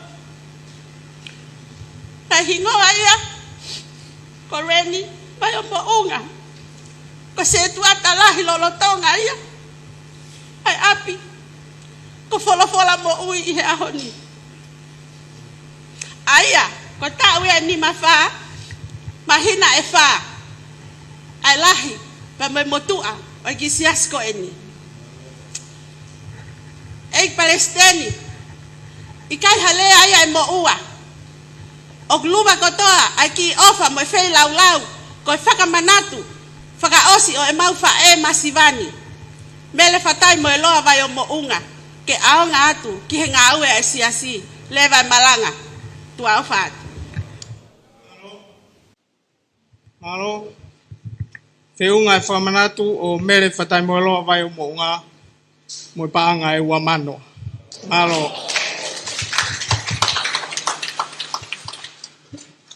malo ya tokoni taimieni o tongo ya o kuteu mai a famanatu se trata lá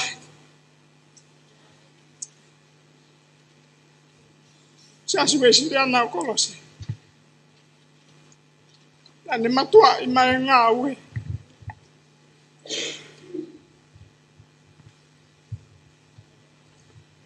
ko ne tatau mai e hala fono o ele a fai ficar Tevita kau hoko atua ngawe e ko tawa o mo api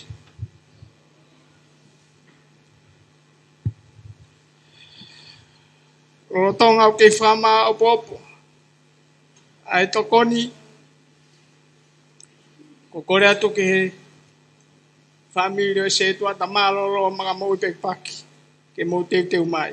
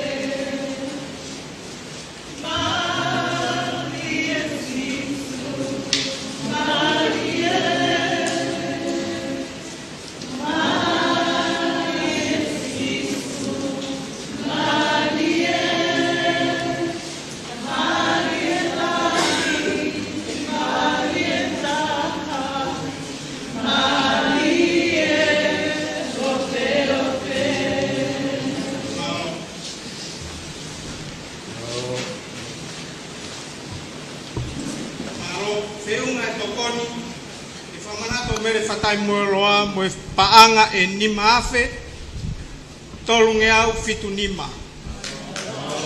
Whakatoa whamanato mere vai mounga, moe ua mano, nima afe, tolunge au fitu nima. Malo.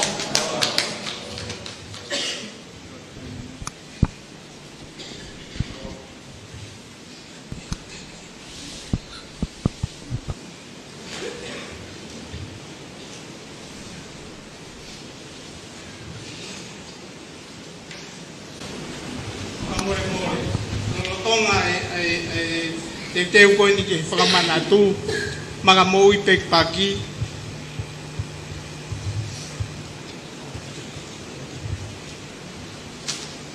kukore atu te teu mai ai whamanatu o soakai tuku afu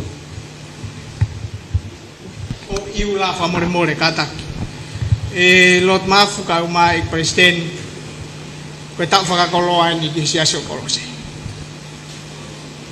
tau eni tolahi aho Mou'ui he eiki kamata bema mere whatai moe loa hoko atu i he setu ata maka Mou'ui pekpaki pea hoko atu Mou'ui he eiki aho no ofe fine i he whono o iula pekpaki Moimoi ko soa kai tu wafu.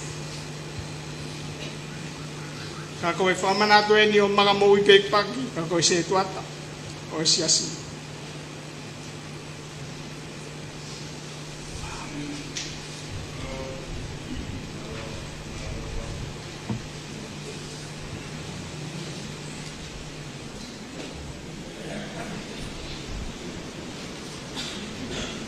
Taimini, kahan tokoni ki a mata, pekpaki ko na taimini whamoremore. Thank you.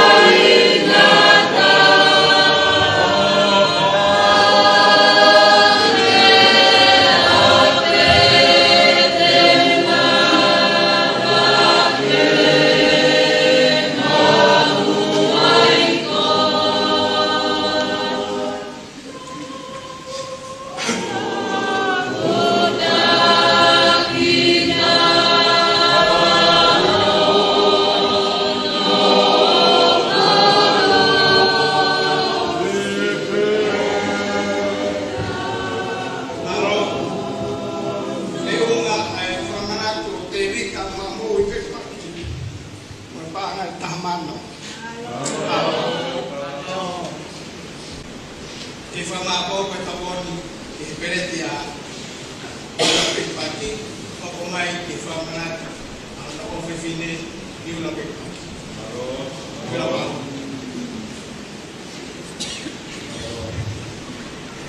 Peunga e tawoni whamanato ma peki o taanga e tahafe walungi au torfiti. Katoa reti a peki o taanga e tahafe e tahamano tahafe walungi au torfiti.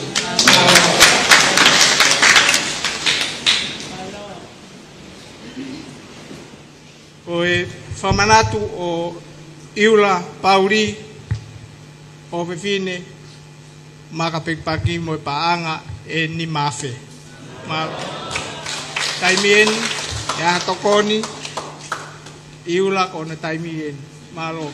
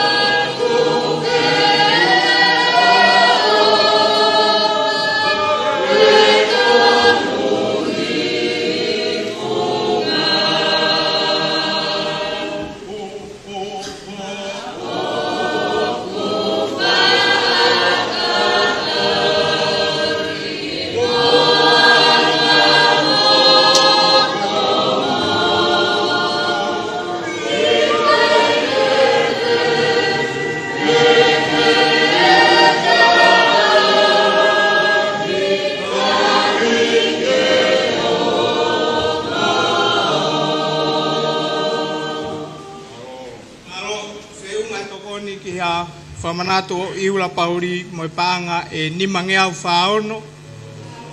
Whakatoa whamanato iula mo e paanga e nimafe nimangeau whaono. Malo.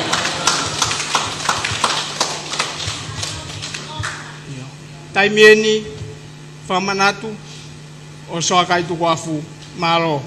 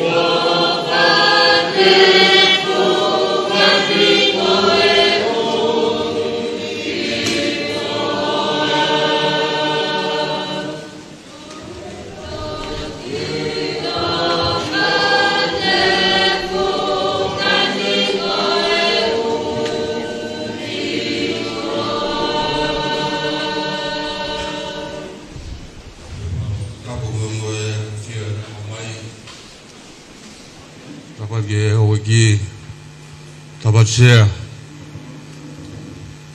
Tu be mo ke family gani. Ke mau ke at e ngal. Ena mau ke mai pe e ngalu. O ta mafua. Ona mau la ve ai misteri e o vai o doa. Ena mau ke mai ai e ngalu. O fisi pe au o inu ai hono naua. Ena mau fa mo ni ai. Ko wanga hala ki mau dol. E ahoni. O maua weni ki he ngalu e toka one. O mau tu ai mo i family gani no ai basten. Ke mau whamoni. Kau ngahalangi mau tolo. Kau whakawhitai pia mau lau mahari e. Ie mau lawe. O i kai tau makulu e o whai o tua me whamiri koe. Ke o kai iaha mau me e maa. Ki kuku mai e whanau koe. Ke lango mi be. Ki ngā ue e siasi. Lewe vai malanga whai atu.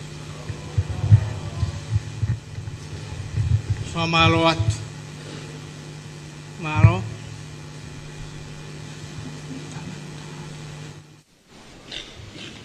Whamalo atu.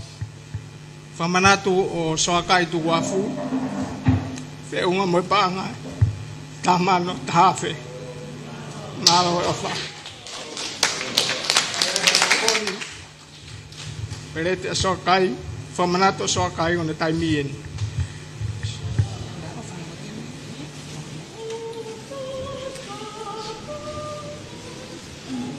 Tonga whamapopo e kauskiri e tokoni ki whamanatu o soakai tu wafu kua taki mai ai ofa pe he mehe siasi Fakatapu'i me longa teme koe pānga e tahafe malo.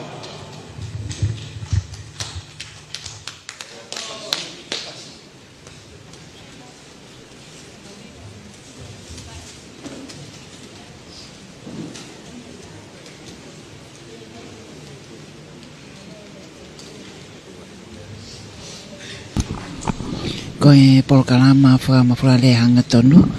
Paka o katua me he Falelotu fo'o. Koe Mou'ui Folofola. Siasi Uesiliana tawataina o Tonga Kolose Vaini. Koe Katoanga tuku Mou'ui mo ngai whakamanatu.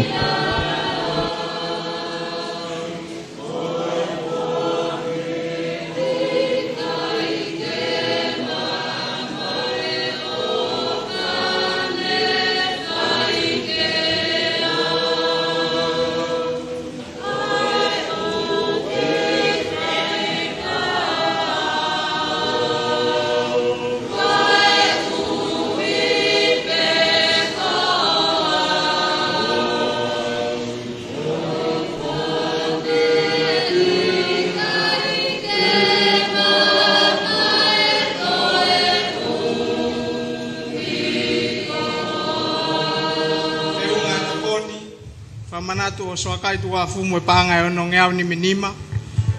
Whamanatu o soakai tu wafu whiunga mo tamano, tahafe, ono ngeau ni minima. Malo au pito. Lo tonga koia o korea te kau hiva e maa hiva ka whamao popo e kau skeitari. Malo.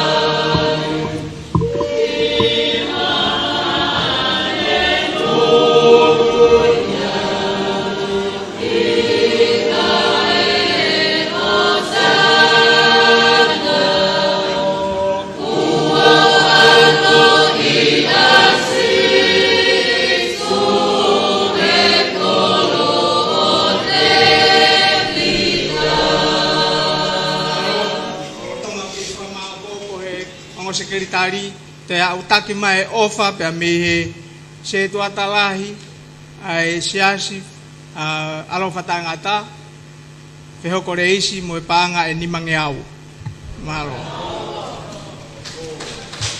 Tere alaiko. Bihala mo famore-more. Tadai presteni ko ulave ibiu ma loloa. Famore-more atu. Kei fama popo. Kone mau pe tu kuat malo apito.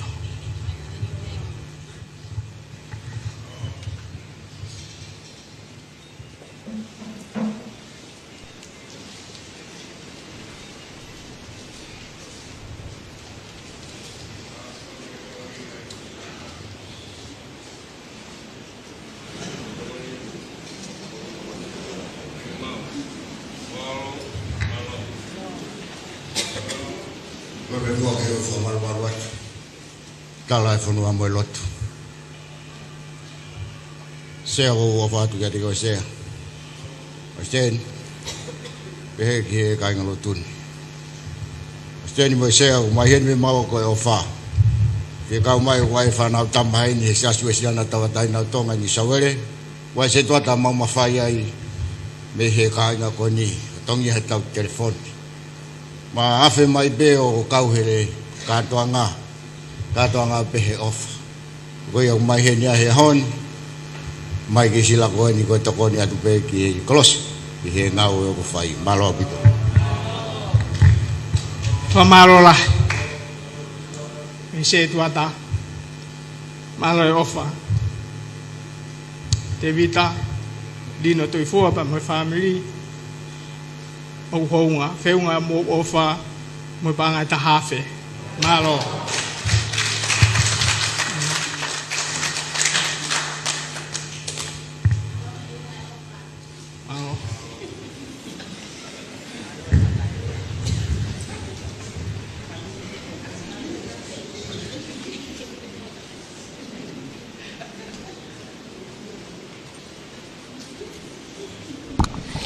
Aia ko te eiki Tevita Onga Junior me he whale o eiki no pele maafo.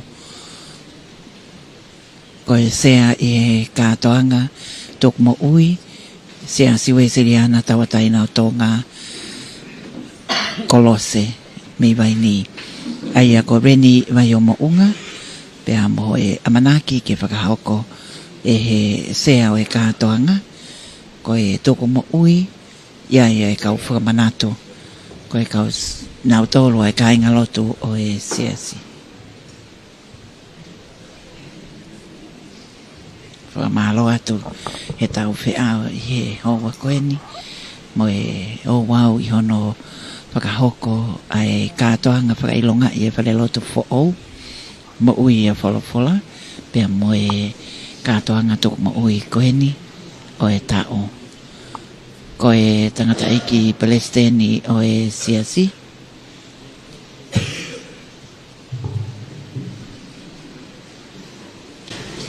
no iwa tolu hiwa ono fitu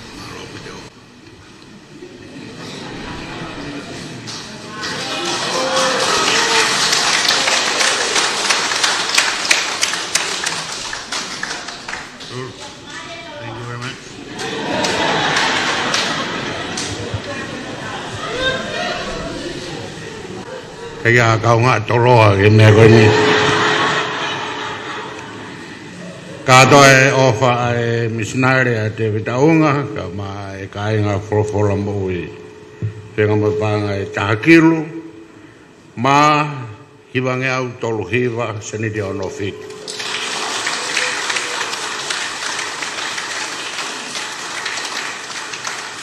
Naya ipe fatongia maheni ko e whakaampe a Siasi ki a toko niang e kono tau he Siasi e whiunga e whakaamoma e tolu mano waluafe whaangeau ko e katoa e misnare ko e takiru tolu mano Fakaafe fitungeau whaanima ki e hulu me iai ko e hiwa mano ono afe tolunga au whanima.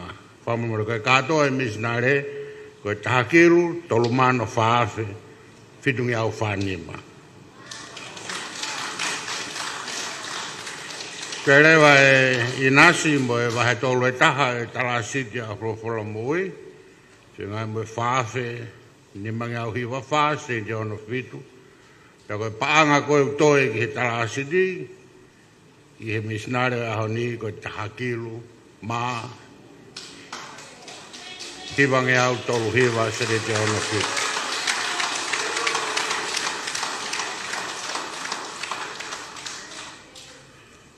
Pawonga e be Tevita malo e Katoanga lahi mo Katoanga Fasiasia malo ke avalisi Fakaafe seti ai ngahi misnare e Siasi e kau ho misnare he lahi taha i e Siasi Uesiliana he taun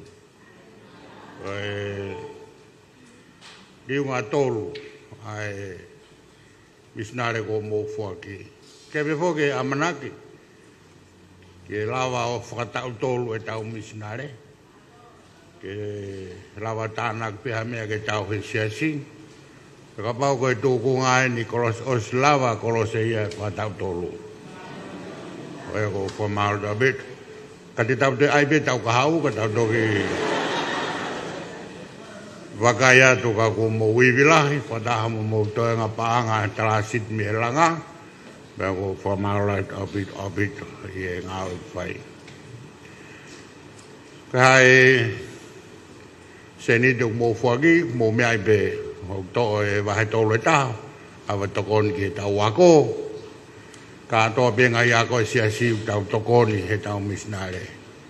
Ko nga po ngau e conference po ngau e tale kita mo evangelio ak Kristiane Katoanga he punga ko ya ave to ha to le ta fakamu to kon giai to va to le ta tu ku ya fata mo kulu ki ngawe ai tarasti ko ya ku pa po fa beto ai Katoanga hon pamalo ki ngai family ko fai fo manatu malo beto ko Sika ku whaia ko mo whamanadu ko lawe peu kakapa e loto ke hoa. Me mai si matea ki nana o whai he sesine. Kau puri foke fuivi o e nau tolu ko pekia i loto ia he misnare ko e ni. He mo whamanat ai family o mo to e pere tipe ho mo ngai kalasi. Pena mo to e lukupe ki he whai o e langa koe ni. Koe whamanatu koe nuku mo o mi, au ki kai koe no ngā tanga o nei au. Uri unga e ofa e ngāhi whamiri. Te mo e ngāhi whamiri lahi pe ia talu e tu e Siasi Kolose o au mai ki a honi. Nā mo fau mai ki ngāhi whenga pānga, mo e ngāhi tokoni. O whamalo, whakaluk, fuatu ki ngāhi whamanatu.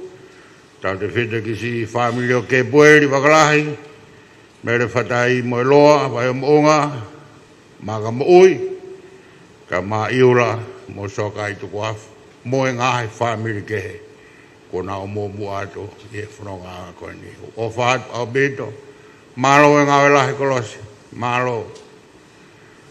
Koe kai ngā māhuna, māo hofio nau whare, mai na kosi, o se hofi ga to fa o se fare ia ko ahoni o se fare ia pe to ki hofi ka ko to i ko si pinga le ia to e lai au pita mo koloa ko ma da pito e fa ka pure ka ma tale kita pure nga fola mare ka ma pa se da maroro ho ka fa skau o mo tolo ko muy mai fa to ya ahoni se to da forma fai me a seria na e astria tu bea maka Mou'ui o whai ho konset.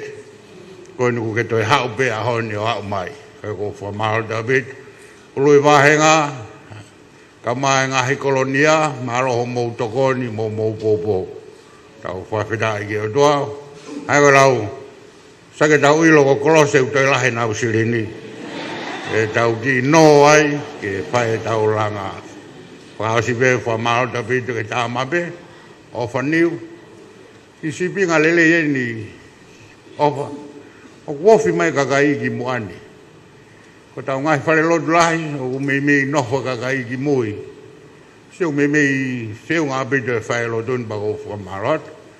ka te la te ha sia so kore ke ta ha na mape pe ona ngalo ya koe koe mea lele ai ofi mai ai kakai ke fai taulo tu ka mai to funga mo ngawe ko to be ko tau inasi ai mo mea ke tau hiwa be se ta Fakatapu'i tau misnare me tau famanat pe kres ko lava e tau fatongia si su ke mau e ngahe mea ko toa tare nit ngai tau whanau whare mo koloa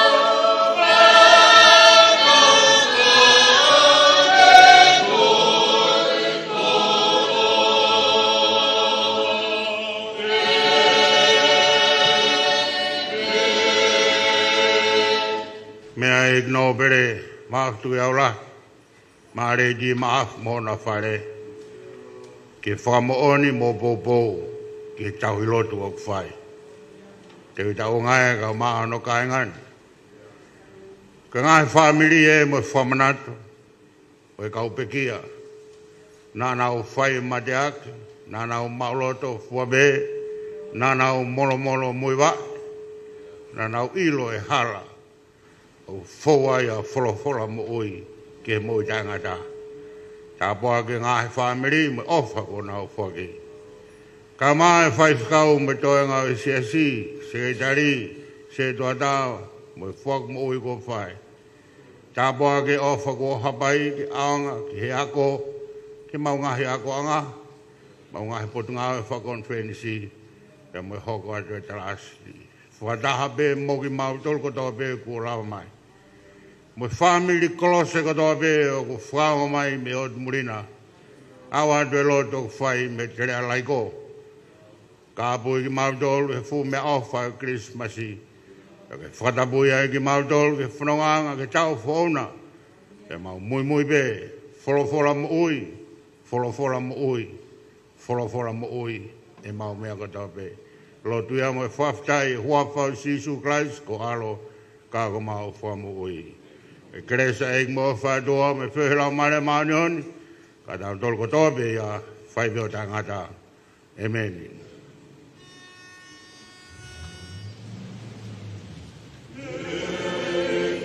Oh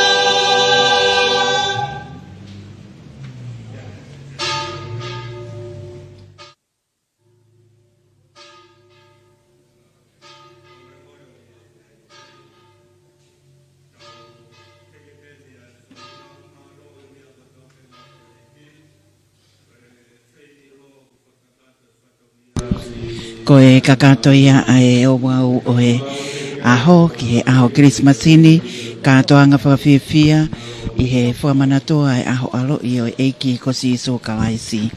Ko e Falelotu fo o ma e kainga lotu Siasi Uesiliana tawatai o Tonga Kolose Vaini Falelotu ko e Folofola Mou'ui. Ko e Fakatapu'i o e Falelotu na whakaokoia e tangata iki Paleisitenj pe a hange koia ko e Katoanga tuku Mou'ui o e tau koeni o ko Faka'ilonga'i ai fuaki li oa mo e whakamanatu ki nau tolu ai kau holomua mo e ngawe e siasi pe unga mo e taha kilu tolu mano tupo pe a toa ai ina si whakatapea mo e ngahi paanga ai siasi o kutoe ai taha kilu hiwa ngeau tolungo fulu mahiwa. Ko ia ko e Katoanga fia koe ni te tau foki he ki A3Z kai whakatoka ngā iange ko e konga hono wa amna ke tau toi inasi whakatahai a muiange iha kakato ai mo tukunga maarie ai polokalama o e aho. Kai tatau atu he whakakowhatongia Falelotu Folofola Mou'ui tau foki he ki A3Z malo apito ho mou mea mai ka mou mea.